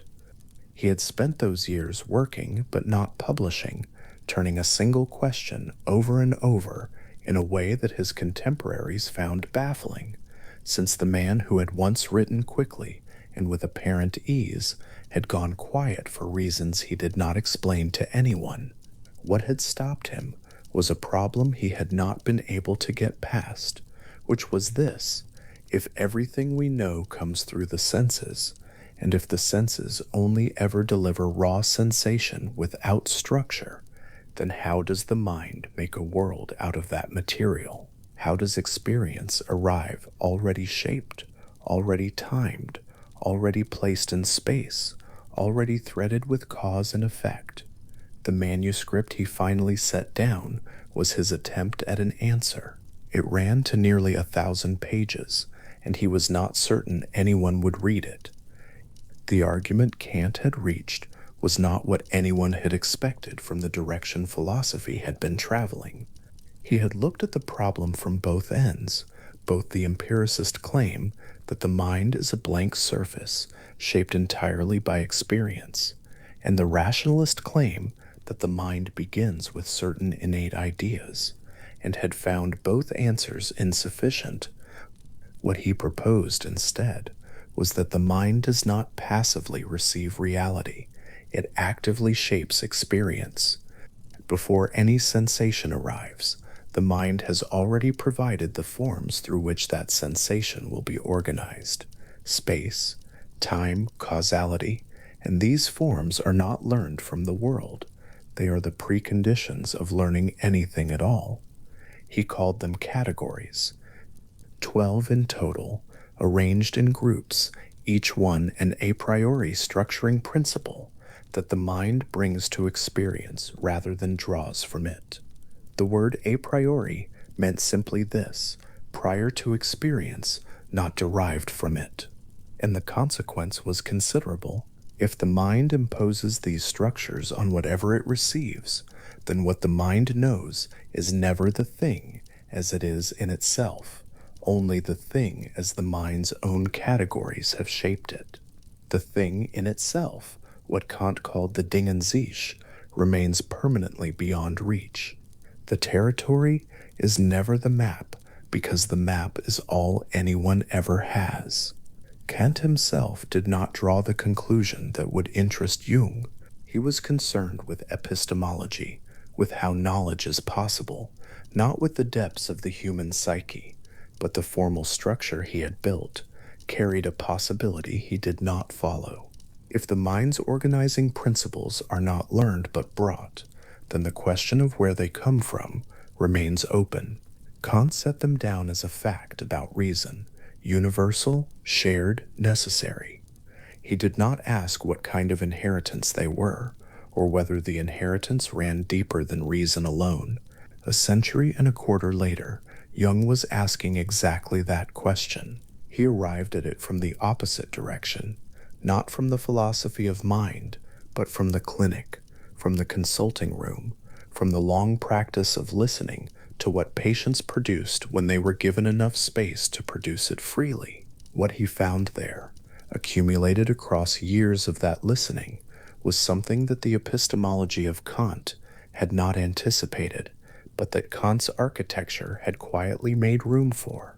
There were patterns in what the psyche produced, not patterns learned from a patient's biography, not motifs traceable to their reading or their culture or the specific contents of their individual life. Patterns that arrived as though from elsewhere, from somewhere prior to personal experience, from somewhere the patient had never consciously been.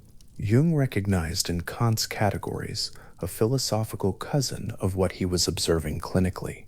The archetypes, as he came to name them, were not images. He was careful about this, carefully insistent. They were dispositions, formal tendencies of the psyche to organize its experience around recurring, existential patterns. Just as Kant had argued that space and time are not features found in the world, but forms the mind brings to whatever it encounters, Jung argued that the archetype as such is never directly visible, only inferable from the archetypal images it generates in specific minds, specific cultures, specific historical moments. The archetype is the condition of the image. What appears in dream or myth or spontaneous vision is not the archetype itself, but the shape the archetype has taken in passing through a particular human life.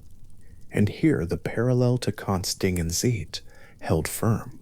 Just as the thing in itself can never be known, but only inferred from the categories through which the mind processes it, the archetype as such can never be known directly, but only inferred from the images it casts across the surface of human experience. Kant's epistemological humility, his refusal to claim knowledge of what lies beyond the categories, became in Jung's hands a psychological humility, a deliberate refusal to claim direct knowledge of what lies beneath the archetypal image.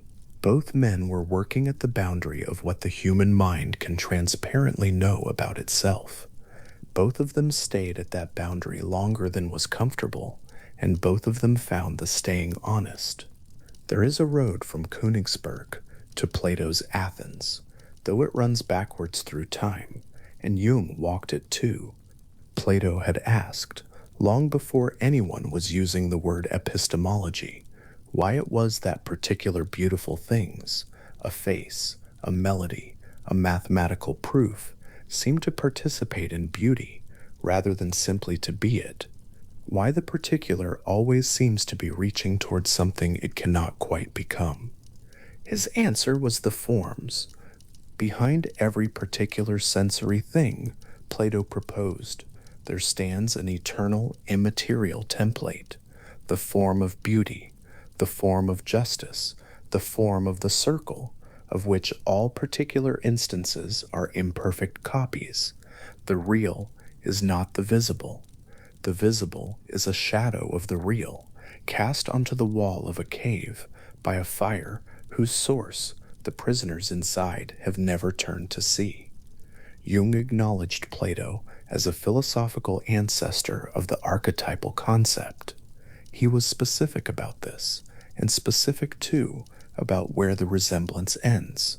Plato's forms exist in an objectively transcendent realm, outside the mind, outside the world, more real than either. They are not psychological structures.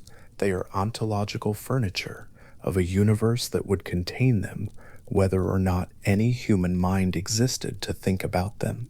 Jung, with a carefulness that has sometimes been read as evasion, but is more accurately read as discipline, refused to settle the question of whether archetypes are merely psychological structures or windows onto a transcendent reality that Plato might have recognized. He held the question open as a matter of intellectual honesty. The clinical evidence showed that the psyche produced these patterns. Whether the psyche was generating them from within or receiving them from without, or whether the distinction between within and without finally held at that depth, this he did not claim to know. Plato's cave rendered not as a lecture illustration, but as a genuinely inhabitable place. The prisoners have been there since childhood. The chains are not uncomfortable. They were fitted young, and the prisoners have grown into them without noticing. The shadows on the wall have been named, catalogued, discussed among the prisoners with great sophistication. The prisoners have even developed theories about which shadows tend to precede which other shadows, and these theories are sometimes quite accurate. What they cannot see is the fire casting those shadows, and the fire cannot see the source of light outside the cave's mouth, and outside the cave's mouth there is a sun whose existence none of the prisoners' theories require.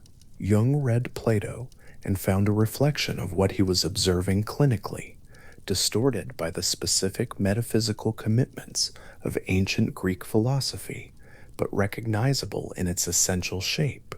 The archetype casts its images, the way Plato's fire cast shadows. The image is real, the image is meaningful, the image is the only version of the archetype the patient will ever directly encounter, but the image is not the thing itself. Between Plato and Jung, across 2.5 millennia of philosophical distance, the same structural question had maintained its shape. What is the source of the patterns, and how far down does the patterning go? Into this long conversation, from a different direction and with a different kind of urgency, Nietzsche had arrived. He was 30 in 1874 when he published the essay that would mark the beginning of his break with the careful scholarly world he had entered as the youngest full professor in the history of Basel. And what the break was over was a question about the deep structure of human symbolic life. His book on tragedy, written quickly in a state he described as something closer to reception than composition, had argued that beneath the rational, orderly surface of Apollonian Greek culture, there moved a second force, older and less patient, which he named for Dionysus. The Dionysian was not irrational in the sense of being confused.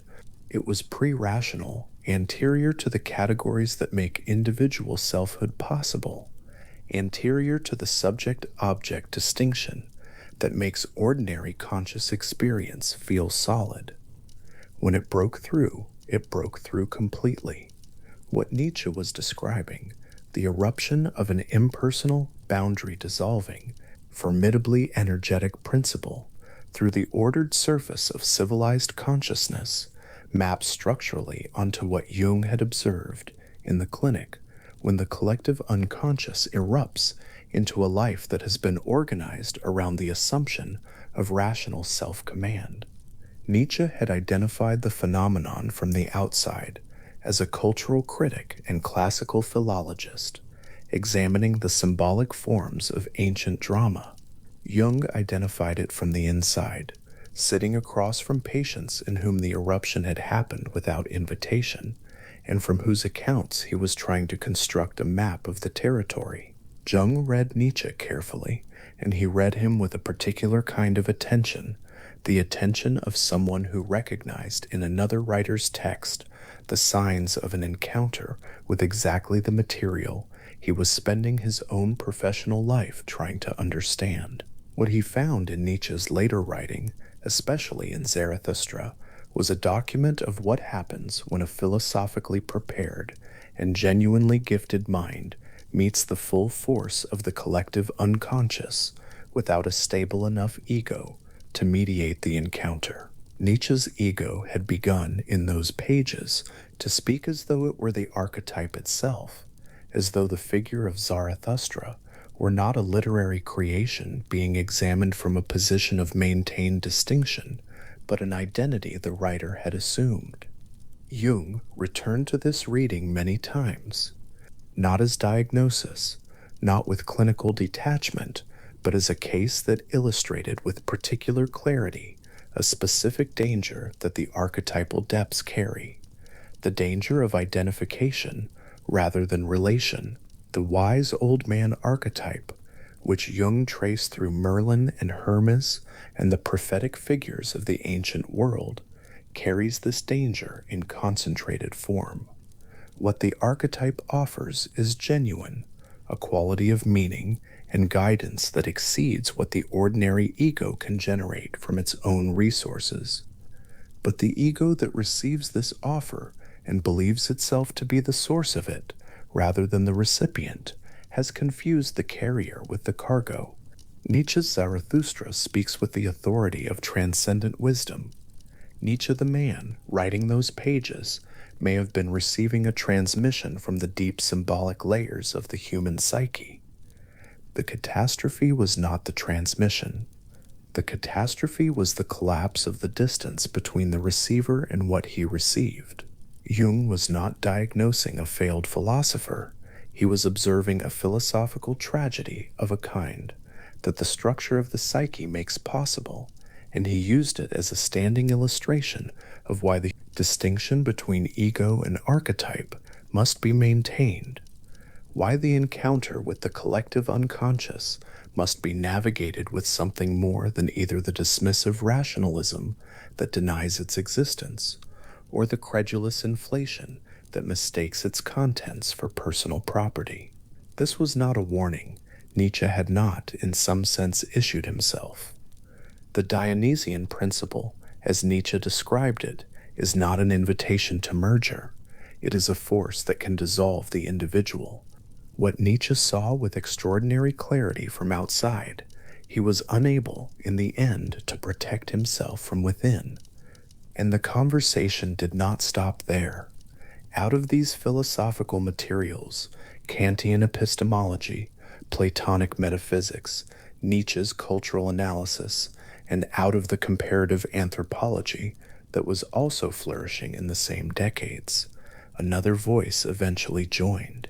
Joseph Campbell came to the Jungian framework not through clinical training, but through the literary and mythological scholarship that had occupied him since his early years, and what he brought to it was a bibliographic reach that stretched across the mythology of every inhabited continent.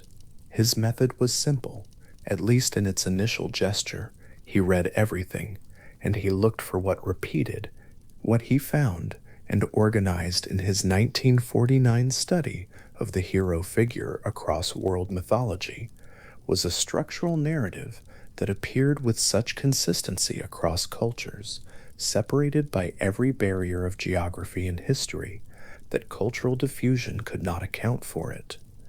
The hero leaves the ordinary world, crosses a threshold into a realm where ordinary rules do not apply, undergoes trials and transformations, and returns bearing something that benefits the community.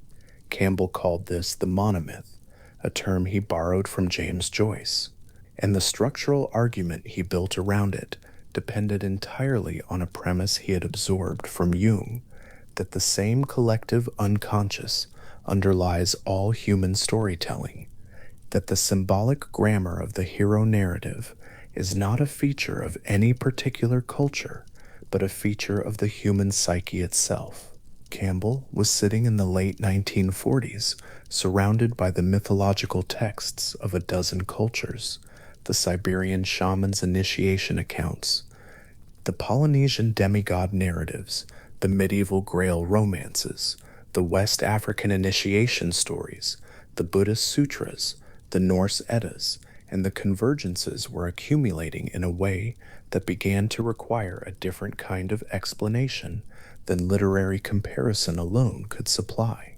He could have explained some of the convergences through historical contact, through the diffusion of stories along trade routes and across migrations, but the pattern kept appearing in places where contact was impossible, in traditions that had developed in complete isolation from one another, and the pattern kept appearing in detail, not merely the broad shape, but the specific sequence, the specific symbolic materials, the specific quality of transformation at the narrative's center. The collective unconscious, for Campbell, was not merely a theoretical postulate that made Jungian psychology work. It was the only explanation he could find for what the mythology was doing. If every human being carries, beneath the personal accumulation of their individual life, a shared stratum of symbolic potential, a set of deep formal dispositions toward particular kinds of story, particular kinds of transformation, particular kinds of encounter with what is larger than the self, then the convergence of the world's mythological traditions is not a mystery requiring special explanation. It is the natural product of a shared humanity producing from the same deep source. Campbell himself carried certain risks that critics would eventually identify. In reaching for the universal, he sometimes moved too quickly past the particular, past the historical specificity of the cultural contexts from which his material came. The same structural move that allows the Siberian shaman's initiation and the Arthurian quest to illuminate each other also, if taken too far, flattens the irreducible differences between them, differences of historical circumstance, of social function, of the specific lives the stories were meant to help. Jung himself, working more carefully within a clinical rather than a comparative literary framework, had been more careful about the distinction between archetype as such and the culturally specific forms in which it appears. Campbell sometimes blurred this distinction in ways that widened his audience while narrowing his precision.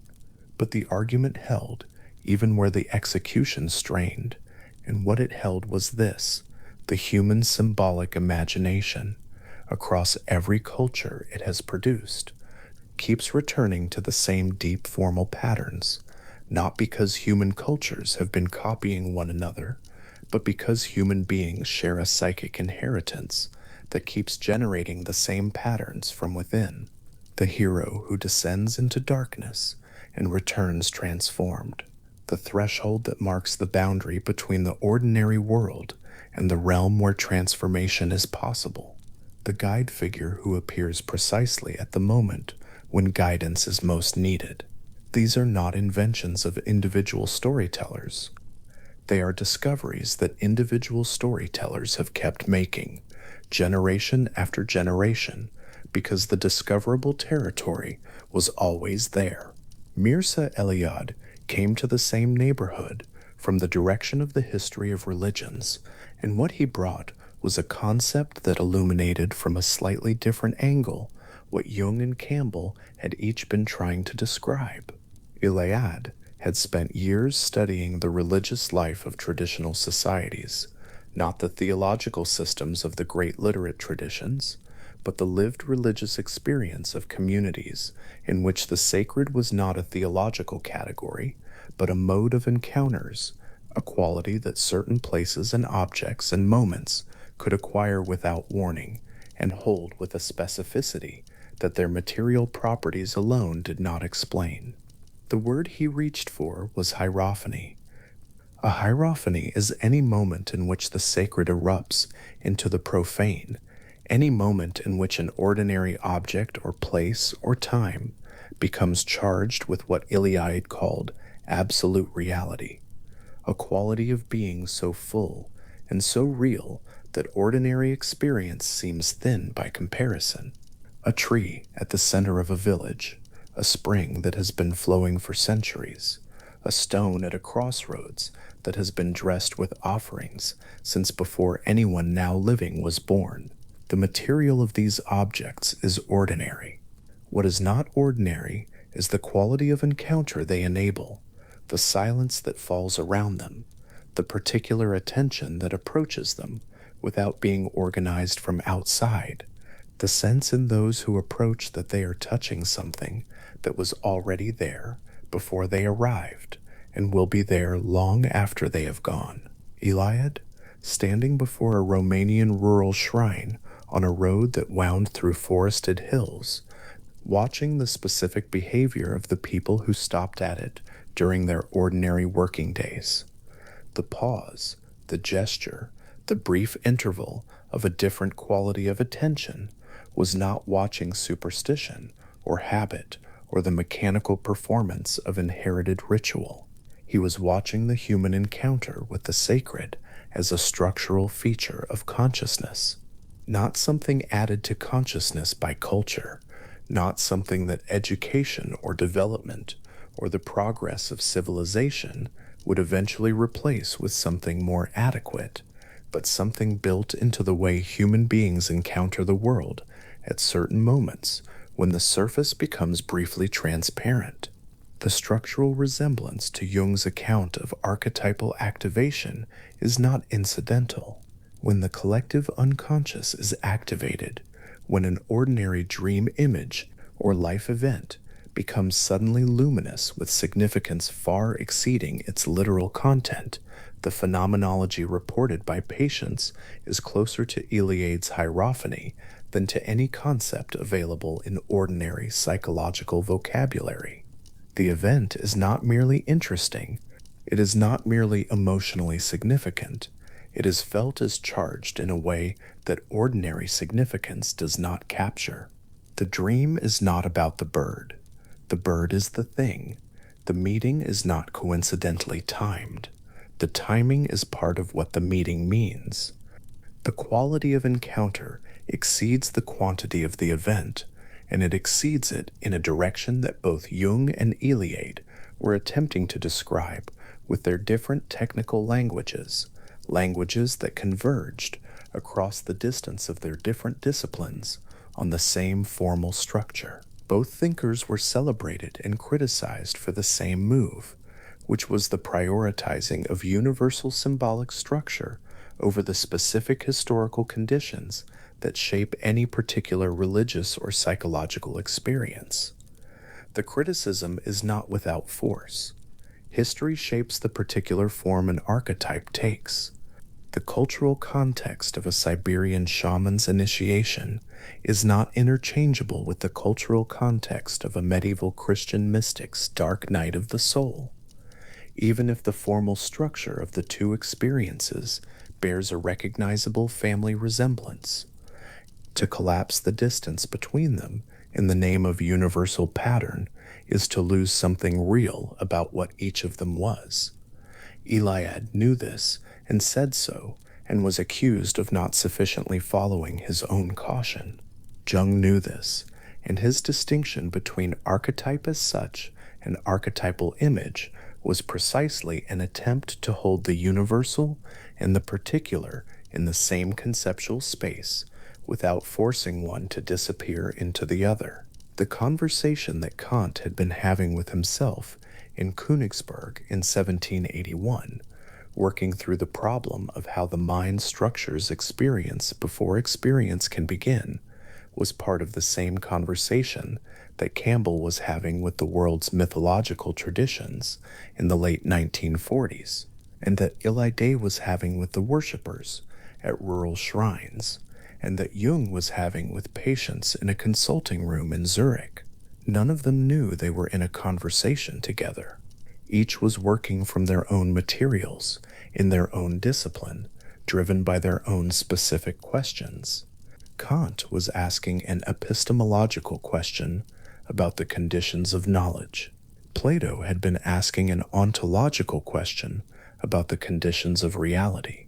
Nietzsche had been asking a cultural question about what civilization suppresses and what eventually returns from that suppression. Campbell was asking a comparative question about why the world's stories keep telling the same story.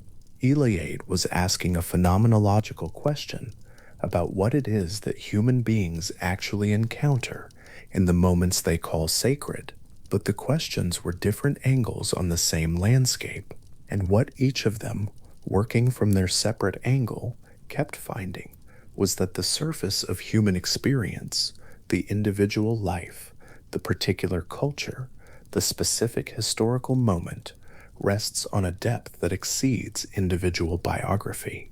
The depth had different names in different disciplines. Kant called the organizing structures, categories, and left their ultimate nature undecided. Plato called them forms, and placed them in a transcendent realm outside the mind.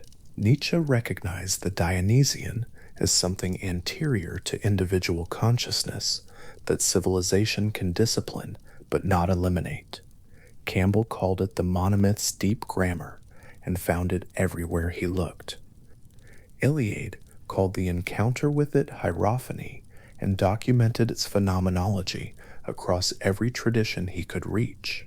Jung called it the collective unconscious and arrived at the concept from below, from beneath the personal life of individual patients, from the place where the personal biography stops explaining what the psyche produces and something older takes over. The word collective was careful. It did not mean that all human beings share the same experiences or the same memories or the same conscious lives. It meant that beneath the level of individual experience, there is a stratum that belongs to the species, an inherited set of formal dispositions toward particular kinds of symbolic experience, and that this stratum connects every individual human psyche to every other human psyche in a way that no amount of geographical or historical distance can interrupt, because the connection runs not across the surface of human culture, but beneath it. The philosophical lineage Jung was drawing from was old and wide. He had read Kant and thought carefully about what the a priori meant in psychological rather than epistemological terms. He had read Plato and taken seriously the structural resemblance between the forms and the archetypes, while maintaining his refusal to adjudicate the metaphysical question Plato had confidently settled. He had read Nietzsche with the close and troubled attention of someone who recognized a colleague working in the same territory under conditions that would eventually prove unsustainable.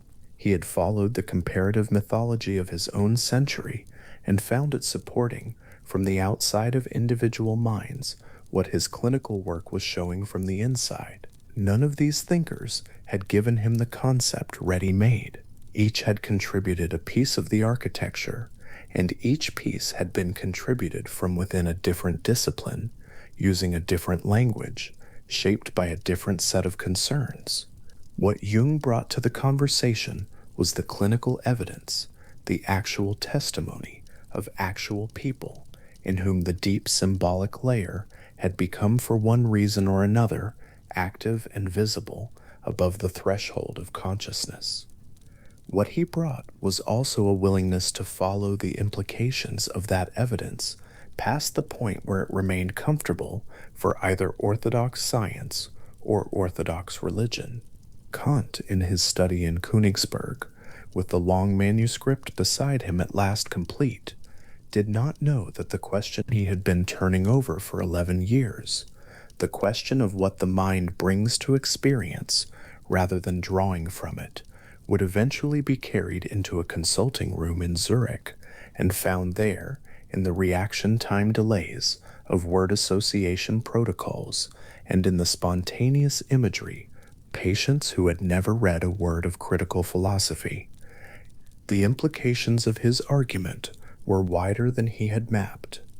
The a priori forms he identified as conditions of knowledge were, in the light of what later thinkers would find from other angles, only the outermost layer of an inherited structure that ran considerably deeper, and Plato, setting out the allegory of the cave for students who would carry it for 25 centuries, did not know that the shadows on the wall would eventually become the subject of a clinical psychology, that someone would come along and attempt to map the fire and to understand why certain shadows appear in every cave, regardless of what the prisoners inside have decided to name them. The prisoners in Plato's cave have been there a long time.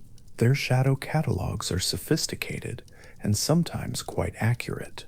What the allegory points toward, and what Jung's clinical work keeps pointing toward from a different direction, is the question of the fire itself. What is casting these patterns, and what would it mean to turn and face it? The conversation these thinkers were having across centuries and disciplines was not building toward an agreed conclusion. It was not converging on a single answer that would eventually satisfy everyone who had contributed to it. It was more like the behavior of independent observers describing a very large thing from different positions, each account accurate from where the observer stands, each account necessarily partial, all of them together giving a fuller picture than any one of them can give alone, without any of them being reducible to any of the others. What Kant had found from the direction of epistemology, Plato had found from the direction of metaphysics, Nietzsche had found from the direction of cultural criticism, Campbell had found from the direction of comparative mythology, and Eliade had found from the direction of the phenomenology of religion. Jung had found from the direction of the clinic, from the long and patient listening to what human beings produce when the ordinary structures of conscious management are allowed to rest. Different entry points into the same territory, different technical languages attempting to describe the same formal reality, different disciplines making contact across the usual barriers of specialization with the same question about the depth of the human symbolic life and the extent to which that depth is shared. The question is older than any single name attached to it. It was already old when Plato was asking it. It will continue after the last word of the last thinker to address it has been written down and set aside. Kant completed his manuscript in the autumn of 1781 after 11 years of silence, and the arguments inside it took decades to fully unfold into the philosophical conversation.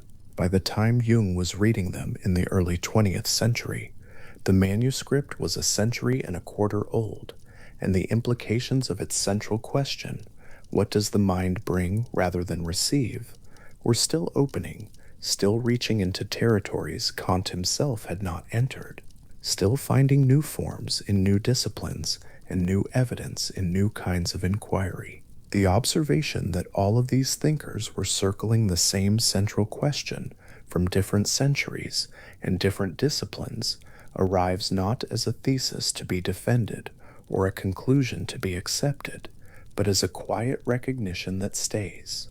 Kant in Königsberg, Plato on the slopes of a question that has no summit, Nietzsche at his manuscript in the bright intensity of a reception he could not have chosen, Campbell surrounded by the world's stories, finding them again and again, telling one story, Iliad at the rural shrine, watching the silence that falls around it. Each of them, from where they stood, found the same thing waiting. The conversation they were each separately having was always, it turns out, a conversation with one another and with every human being who had been asking the same question in any language, in any century, before they arrived, and with every one who will go on asking it, unhurriedly, in the long time after them. Jung in his stone tower at Bollingen sat by a lamp in the early 1950s, the manuscript pages of his synchronicity essay spread before him on the heavy wooden table, the lake outside entirely still. The lamp was oil. Its light did not reach the water, and yet the water held something, a faint luminosity at the surface, sourceless, as though the lake remembered daylight in a way that had nothing to do with the lamp at all. He had been working on this essay for years before it took its present form, and the argument he was building had grown slow and patient and strange, in the way that arguments grow when the thinker has stopped trying to resolve them and has started instead to let them breathe. The night around him was not empty. It had the quality of all nights besides still water, a fullness that does not announce itself, a depth that simply waits for attention to fall the right way. What he was writing was not comfortable to write. He knew that. The idea of synchronicity, that two events could be meaningfully related without either one causing the other, had no comfortable address in Western thought. The whole edifice of modern science since the 17th century had been built on the premise that events are connected by cause, that every effect has a prior sufficient reason, that the world is in principle an accountable place where nothing happens in the dark without something else producing it. To say that there exists another kind of connection, one that is not causal but is meaningful, not accidental but not mechanical either, was to say something that most of his contemporaries would find either mystical or confused. He was not troubled by this. He had been sitting with the idea long enough that the word for it, synchronicity, had come to feel not strange, but simply accurate, the way the names of places eventually feel inseparable from the places themselves. He returned to a particular page. He had written there the account of a moment he had witnessed in his own consulting room, and he paused over the description the way a painter pauses before a detail that must be preserved exactly. A patient had been describing a dream. In the dream, there was a golden scarab, the ancient Egyptian symbol of transformation, of something turning in the dark and emerging changed. And at the exact moment the patient spoke of the scarab, at that precise point in the consulting room, with the window behind Jung and the chair opposite, something had struck the glass. He had turned. He had opened the window. Into his palm fell a small beetle, a rose chafer, the nearest thing the Swiss countryside offered to a scarab. It caught the lamplight as it landed. The patient, who had been locked for months in a rigid and defended way of thinking that no interpretation had been able to reach, saw what Jung held in his hand, and something in her loosened. The two events, the dream's image, the beetle's arrival, had no causal connection he could find, but they had a meaning that was available to both of them at once, a coincidence so precise in its timing that the word accident began to feel like the less accurate description. He wrote about this carefully.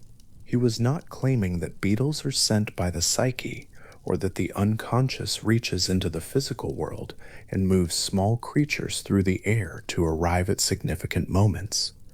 The claim was at once more modest and more strange than that. What he was proposing was that beneath the level at which cause and effect operate, there may be another kind of order, a principle of correspondence, of resonance between the inner and the outer, that becomes visible in moments where the two sides of experience coincide with an exactness that ordinary probability cannot comfortably contain. He called this principle a causal, not without order, without the particular kind of order that runs in one direction, from cause forward to effect, from the past pressing into the future, an order that is more like a pattern visible from above, in which the inner life and the outer event rhyme at the same moment, the way two notes played together produce a third thing, neither contains alone. To say this was not to abandon reason. It was to notice that reason, as Western thought had constructed it, was built for a particular kind of problem, and that there were other problems, other shapes of experience, that reason in its current form did not have the instruments to measure. He had spent decades watching what the psyche did when no one was directing it, and what it did was stranger and more orderly than the official account of the mind allowed. Dreams arrived with images drawn from traditions the dreamer had never encountered, symbols that had persisted for thousands of years across cultures with no contact continued to form themselves in the unconscious of people living in modern apartments in Zurich, going about ordinary lives, having no particular investment in mythology or history. Something was being carried. Something was being transmitted through a medium that was not language and not memory, not the deliberate study of the past, but something older and more involuntary than any of that. The physicist Wolfgang Pauli had been thinking about this alongside him. They were an unlikely pair. Pauli was among the most rigorous minds in 20th century physics, the man whose exclusion principle had mapped the behavior of electrons in ways that stood up to every subsequent test. The man who could find an error in an argument by instinct before he had followed the formal steps to locate it.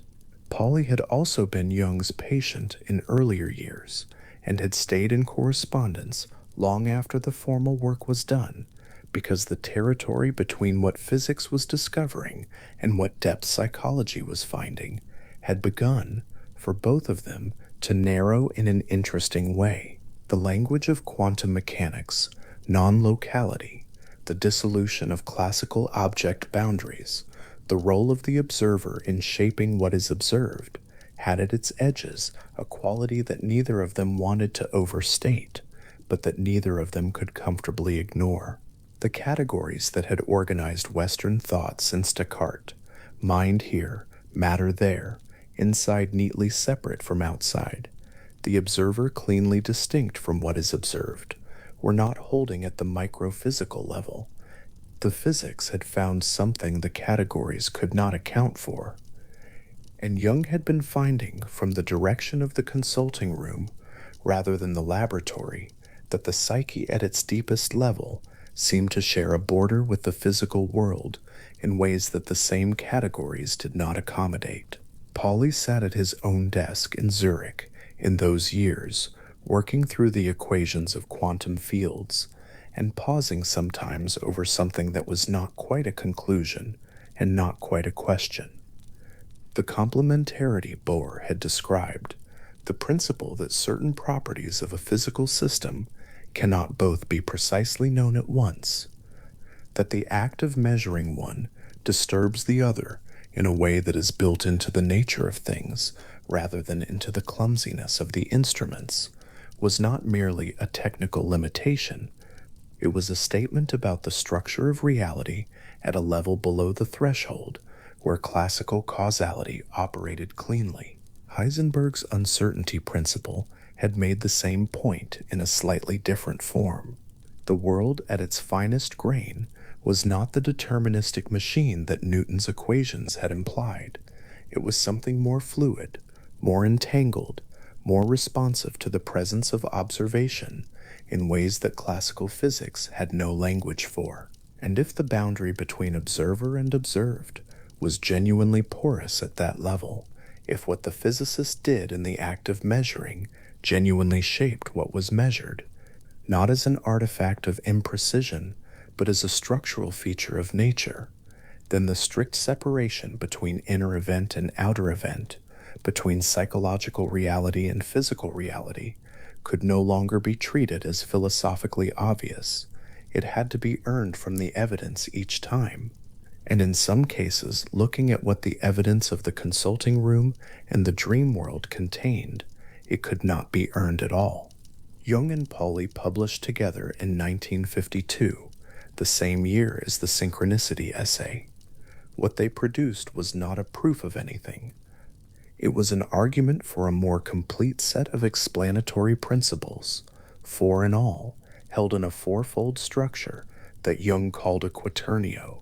Causality, as physics and science had always used it, remained one principle.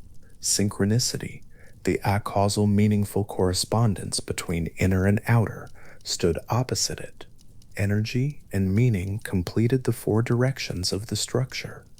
The proposal was not that synchronicity replaced causality, or that one principle was more real than the other. It was that a complete account of experience required both, alongside each other, each explanatory within its own domain, neither sufficient alone, the world as physics described it, and the world as depth psychology described it, were not two worlds. They were two descriptions of something that may not divide cleanly at the level it is usually divided. The I Ching had understood something like this for a very long time. Jung had written a foreword to Richard Wilhelm's translation of the ancient Chinese oracle, and in writing, it had been careful not to claim more than he could honestly claim. The I Ching does not operate on causal logic. Its premise is not that the fall of coins or the sorting of euro stocks is caused by the querent's inner state. Its premise is something quieter, and in some ways more interesting, that a given moment in time has its own character, its own qualitative signature, and that what appears in that moment, the hexagram that forms, the oracle that speaks, is not the product of that moment in the mechanical sense, but is consonant with it in the way that a key is consonant with a lock. The two belong to the same moment. Each expresses something the moment contains.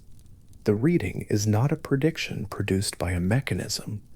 It is a correspondence, a formal rhyme between the inner life of the person consulting and the outward configuration of the oracle, both of them shaped by the quality of the time in which they occur. This was not superstition, or rather, to call it superstition was to apply the wrong category, the way you might call a poem inaccurate because it does not follow the conventions of a technical report. The I Ching was built on a different logic than the logic of cause and effect, and to evaluate it by that logic was to miss what it was doing. What it was doing, in Jung's account, was attending to the qualitative dimension of experience, the dimension in which meaning, rather than mechanism, is the appropriate organizing principle. Not all experience is best understood through mechanism, and the moment a person stands at a genuine crossroads in life, not knowing which direction to take, is not primarily a causal event. It is a moment charged with significance, with the particular gravity of an inner situation that has been building for a long time. The I Ching offers a formal response to the quality of that moment. Whether the response is taken as literally directive or used as a mirror for reflection, what it does is provide a structure in which the inner life and an outer symbolic form come into contact. And in that contact, sometimes something clarifies that could not clarify, while the mind remained alone with itself. Jung had been sitting with this for decades, not as a believer and not as a skeptic, but as someone who had spent long enough in the territory of the unconscious to distrust any account that left too much of what he had witnessed out. The collective unconscious, as he had come to understand it, was not a room beneath the floor of individual awareness. It was not a basement where things were stored. It was something more like the ground itself, extending in every direction, beneath every human life being lived simultaneously, beneath every dream forming in every sleeper tonight, beneath every grief and every joy drawing from the same ancient inherited vocabulary of image and symbol. The personal mind sat on the surface of this ground, the way a house sits on bedrock. The personal history of the mind, its particular griefs and desires and memories, was real, but it was not the whole of what the mind was. Beneath the personal layer, there was something impersonal, something that belonged not to this particular history, but to the long, unbroken history of the species. And beneath that, at the deepest reach of what he had been able to map, there was a stratum he had called psychoid, which was not quite psychology any longer, not quite the mind alone, but something at the edge of what the distinction between mind and matter was designed to describe. Synchronicity was the event that occurred when that deepest layer became briefly transparent, when the membrane between the psychic and the physical, which ordinarily held them apart and allowed the ordinary business of experience to proceed, became for a moment permeable, when the inner event and the outer event came into alignment, not because one had caused the other, but because at a level deeper than causality, they were both expressions of the same underlying pattern. The beetle and the scarab dream were not connected by a causal chain. They were connected by something below and prior to causality, by the pattern that the patient's psyche had been living for months, and that the moment, shaped by whatever the moment was shaped by, had made available in both dimensions at once. The physical beetle and the psychological image arrive together because they belong together, the way the two halves of a statement belong together, even when separated by a long silence. Not every meaningful coincidence is synchronicity in the strict sense. Jung was careful about this. The category was not a license to find significance in every convergence, to people the world with hidden messages addressed to the attentive observer. The criterion was specificity and precision. The coincidence had to be meaningful in a way that was not constructed after the fact, not bent to fit by a mind hungry for pattern, but genuinely startling in its exactness, genuinely responsive to a particular psychic situation at a particular moment. The rose chafer arrived at exactly that word, not the day before, not as the patient was leaving, at the word, at the moment of the image. The timing was not approximate. It was the timing of a good line of verse, the word falling in exactly the place where the ear needed it, the meaning and the sound completing each other precisely rather than approximately.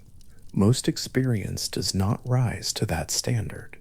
Most experience proceeds along its ordinary causal channels, and Jung would have been the first to insist that causality is real, that mechanism is real, that the edifice of science built on those foundations describes the world accurately within its proper domain.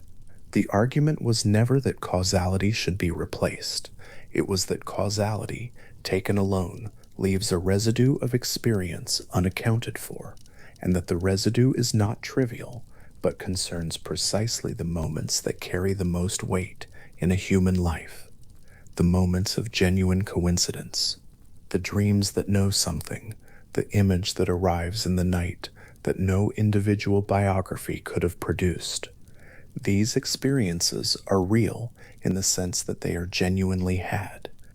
The question is what kind of real they are, and what kind of description does them justice without either inflating them into the supernatural or reducing them into the merely accidental. He had lived in this question for most of his working life, not as a problem to be solved and laid aside, but as a territory to be inhabited, walked through repeatedly from different angles, understood in the way that a person understands a landscape after years of living in it, not by having named all its features, but by having been in it through enough seasons to know how it changes, where its depths are, what sounds it makes at different times of day. The collective unconscious had been his landscape. He had first approached it as a clinician, through the evidence of individual patients whose inner lives contained material that no individual history could account for. He had then approached it as a comparative reader, through the evidence of myths and symbols that persisted across cultures and centuries, with a formal consistency that suggested a common source. He had approached it as a careful observer of his own inner life. During years in the early part of his career, when his own unconscious had offered him material that he had documented with painstaking honesty and filed away and returned to over decades. And in the end, in these late years, working by lamplight beside the lake that held the reflection of something beyond the lamp, he had approached the collective unconscious as a philosopher, asking not only what it was and how it worked, but what kind of reality it was, what its existence implied about the nature of mind, and about the nature of nature, what it implied if he followed the argument without stopping before the uncomfortable places, was large. The psyche was not contained within the individual skull. It opened at its deepest level onto something it shared with every other human psyche, every other dreaming mind, every other being who had come to consciousness within the long, slow life of the species. The archetypes were not private. They were the common inheritance, the shared vocabulary that made it possible for a dream to carry symbols a person had never encountered in waking life, and yet recognized with a precision that went beyond recognition into something more like reunion. The wise old man who appeared in a dream at a moment of genuine crisis was not an invention of the sleeping mind. He was a figure drawn from the common store, a possibility the psyche had been carrying since before the individual life began, waiting for the conditions under which that particular form of guidance became available. The Great Mother in all her ambivalence, tenderness and devouring, nourishing and overwhelming, was not assembled from a personal experience of mothers. She was prior to personal experience. She organized personal experience, gave it its emotional weight, made it possible for an infant to recognize, in the face of a particular woman, something that exceeded what that face alone could mean. And if the archetypes were shared, if the psyche at its deepest level was not a series of separate containers, but a single field from which individual minds drew their images and their inherited ways of responding to the great invariable situations of human existence, then the separateness of minds was not the final description of what minds are. The individual was real. The personal history was real. The particular grief of this person at this time in this life was real, and it was not the same as anyone else's grief, and it deserved to be met as itself, rather than dissolved into the universal. But the individual was also, at the same time, a particular opening in a field, a specific configuration of a psychic reality that was not contained by any one life, that preceded any one life, and would continue after it, that was being lived out simultaneously in every sleeping mind, in every time zone tonight, the same formal patterns finding different faces, the same inherited responses meeting the different specific circumstances each life presents. This is what the synchronicity essay had been approaching all along. Not the parlor game of meaningful coincidence, not the entertaining strangeness of the Beatles story, but something further and quieter. If the collective unconscious underlay all individual minds as a common field, Pielting who, and if synchronicity was the occasional transparency of the boundary between that field and the physical world, then the distinction between inner and outer, the organizing distinction of the modern worldview, the line that Descartes had drawn between thinking substance and extended substance, and that all of subsequent Western thought had been organized around, was not absolute. It was real at the level at which it operated. It was a useful distinction, a necessary one, the distinction that made science possible and made private experience personal. But it was not the deepest description of how things were.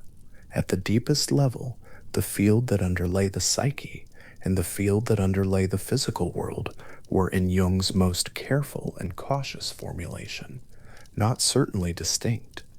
They may be two aspects of something that has no name in the existing vocabulary, because the existing vocabulary was built for a world in which they were already divided. The late night settled around the tower at Bollingen. The essay lay on the table, incomplete in the ways that honest arguments about large things are always incomplete. He had not proven synchronicity. He had not proven the collective unconscious. These were not the kinds of claims that proof in the strict scientific sense could address, because they were claims about the structure of experience at a level that the instruments of strict science were not designed to reach. What he had done was assemble the evidence with as much honesty as he could sustain, follow the argument without stopping before the uncomfortable places, and offer what he had found as a description that might be useful, not a system to be accepted entire and defended, but a map of a territory that he had spent his life exploring, drawn carefully enough to help another explorer find their footing. A map is not the territory. He knew that. The archetypes he had named and described were names for tendencies, formal dispositions, patterns that organized the psychic landscape into recurring shapes.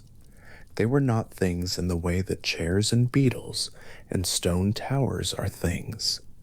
They were more like the grammar of a language, not the sentences themselves, but the deep structure that made sentences possible, the constraints and tendencies that meant any speaker of the language, dreaming alone in the dark, would produce images that another speaker, dreaming alone in a different dark, would recognize. The grammar was shared, the sentences were personal, and what made a person recognizably human to themselves, to others, across the barrier of language and century and the width of cultures, was not only the particular sentences their particular life had taught them to speak, but the grammar beneath, the common inheritance, the collective. He set down his pen. The lamp was low. Outside, the lake continued in its stillness, not waiting for anything, not reflecting anything, now that the lamp was low, simply continuing in the way that water continues, patient, full, entirely present, and entirely without urgency. He had been sitting with this question since before he had a name for it. Since the years of his clinical training, watching patients produce images that no individual history could account for, since the word association protocols, the columns of responses, the pauses that revealed something moving beneath the surface of speech, since the moment when the theoretical distance from Freud had opened into a question he had to answer for himself, without the shelter of an inherited framework to stand in. The question of what the unconscious truly contained had taken the rest of his working life to approach. He had not answered it. He had described the approaching. The approaching, it turned out, was itself the answer, or as close to an answer as this kind of question admits. The collective unconscious was not a discovery in the way that a new element or a new continent is a discovery, something that was always there and is now known and can be pointed to on a map. It was more like the articulation of a presence that had always been felt in the experience of myth, in the universal recognizability of certain dreams, in the strange resonance of symbols that appear across cultures with no bridge between them, in the moments when the boundary between the inner and the outer becomes briefly permeable and something passes through that has no adequate causal address. The presence was old, the articulation was new, and the articulation was itself a form of participation, Jung joining, from the particular vantage of one clinician in one century, in one stone tower, a long conversation about the depths beneath the individual life that had been going on in every human culture that had ever tried to account for what happens in the night. Every culture had tried. Every culture had found something in the dark that was not merely private, not merely the residue of the day's business, not merely the mind digesting what it had accumulated. Every culture had named it differently: gods, ancestors, spirits, the sacred, the Tao, the forms, the will of the deep. Jung had named it the collective unconscious, and the naming had given it a psychological address, a set of structural terms that allowed a certain kind of investigation and a certain kind of clinical usefulness. But the naming did not exhaust what was being named. The collective unconscious, whatever it finally is not contained by any map of it. It is larger than its description, as all territories are larger than their maps, and the description is most honest when it holds its own edges lightly and does not mistake the quality of the naming for the full nature of the named. The lake at Bollingen held the night without resistance. The water was deep and had always been deep, and the depth was not troubling. It was simply depth, the characteristic of a body of water that has been filling for a very long time in a place where the ground goes far. A person at the edge of such a lake at night might notice that they cannot see the bottom, and this might feel, depending on the moment, either vertiginous or companionable. The companionable version is the one that comes with time, when the depth is no longer something to be measured and mastered, but simply the condition of the water, the fact that makes the lake what it is, the fullness that holds the surface still. The surface is where the light goes. The depth is where the lake is most itself. Something like this is true of the psyche in Jung's account. The ego, the center of conscious awareness, the organizing point of the individual life, is real, and its concerns are real, and the ordinary business of a human day is not diminished by the recognition that it occurs on the surface of something much deeper. The depth does not negate the surface. It supports it. The personal history, the particular dreams, the specific griefs and desires and recognitions of this individual life, all of this has its full weight.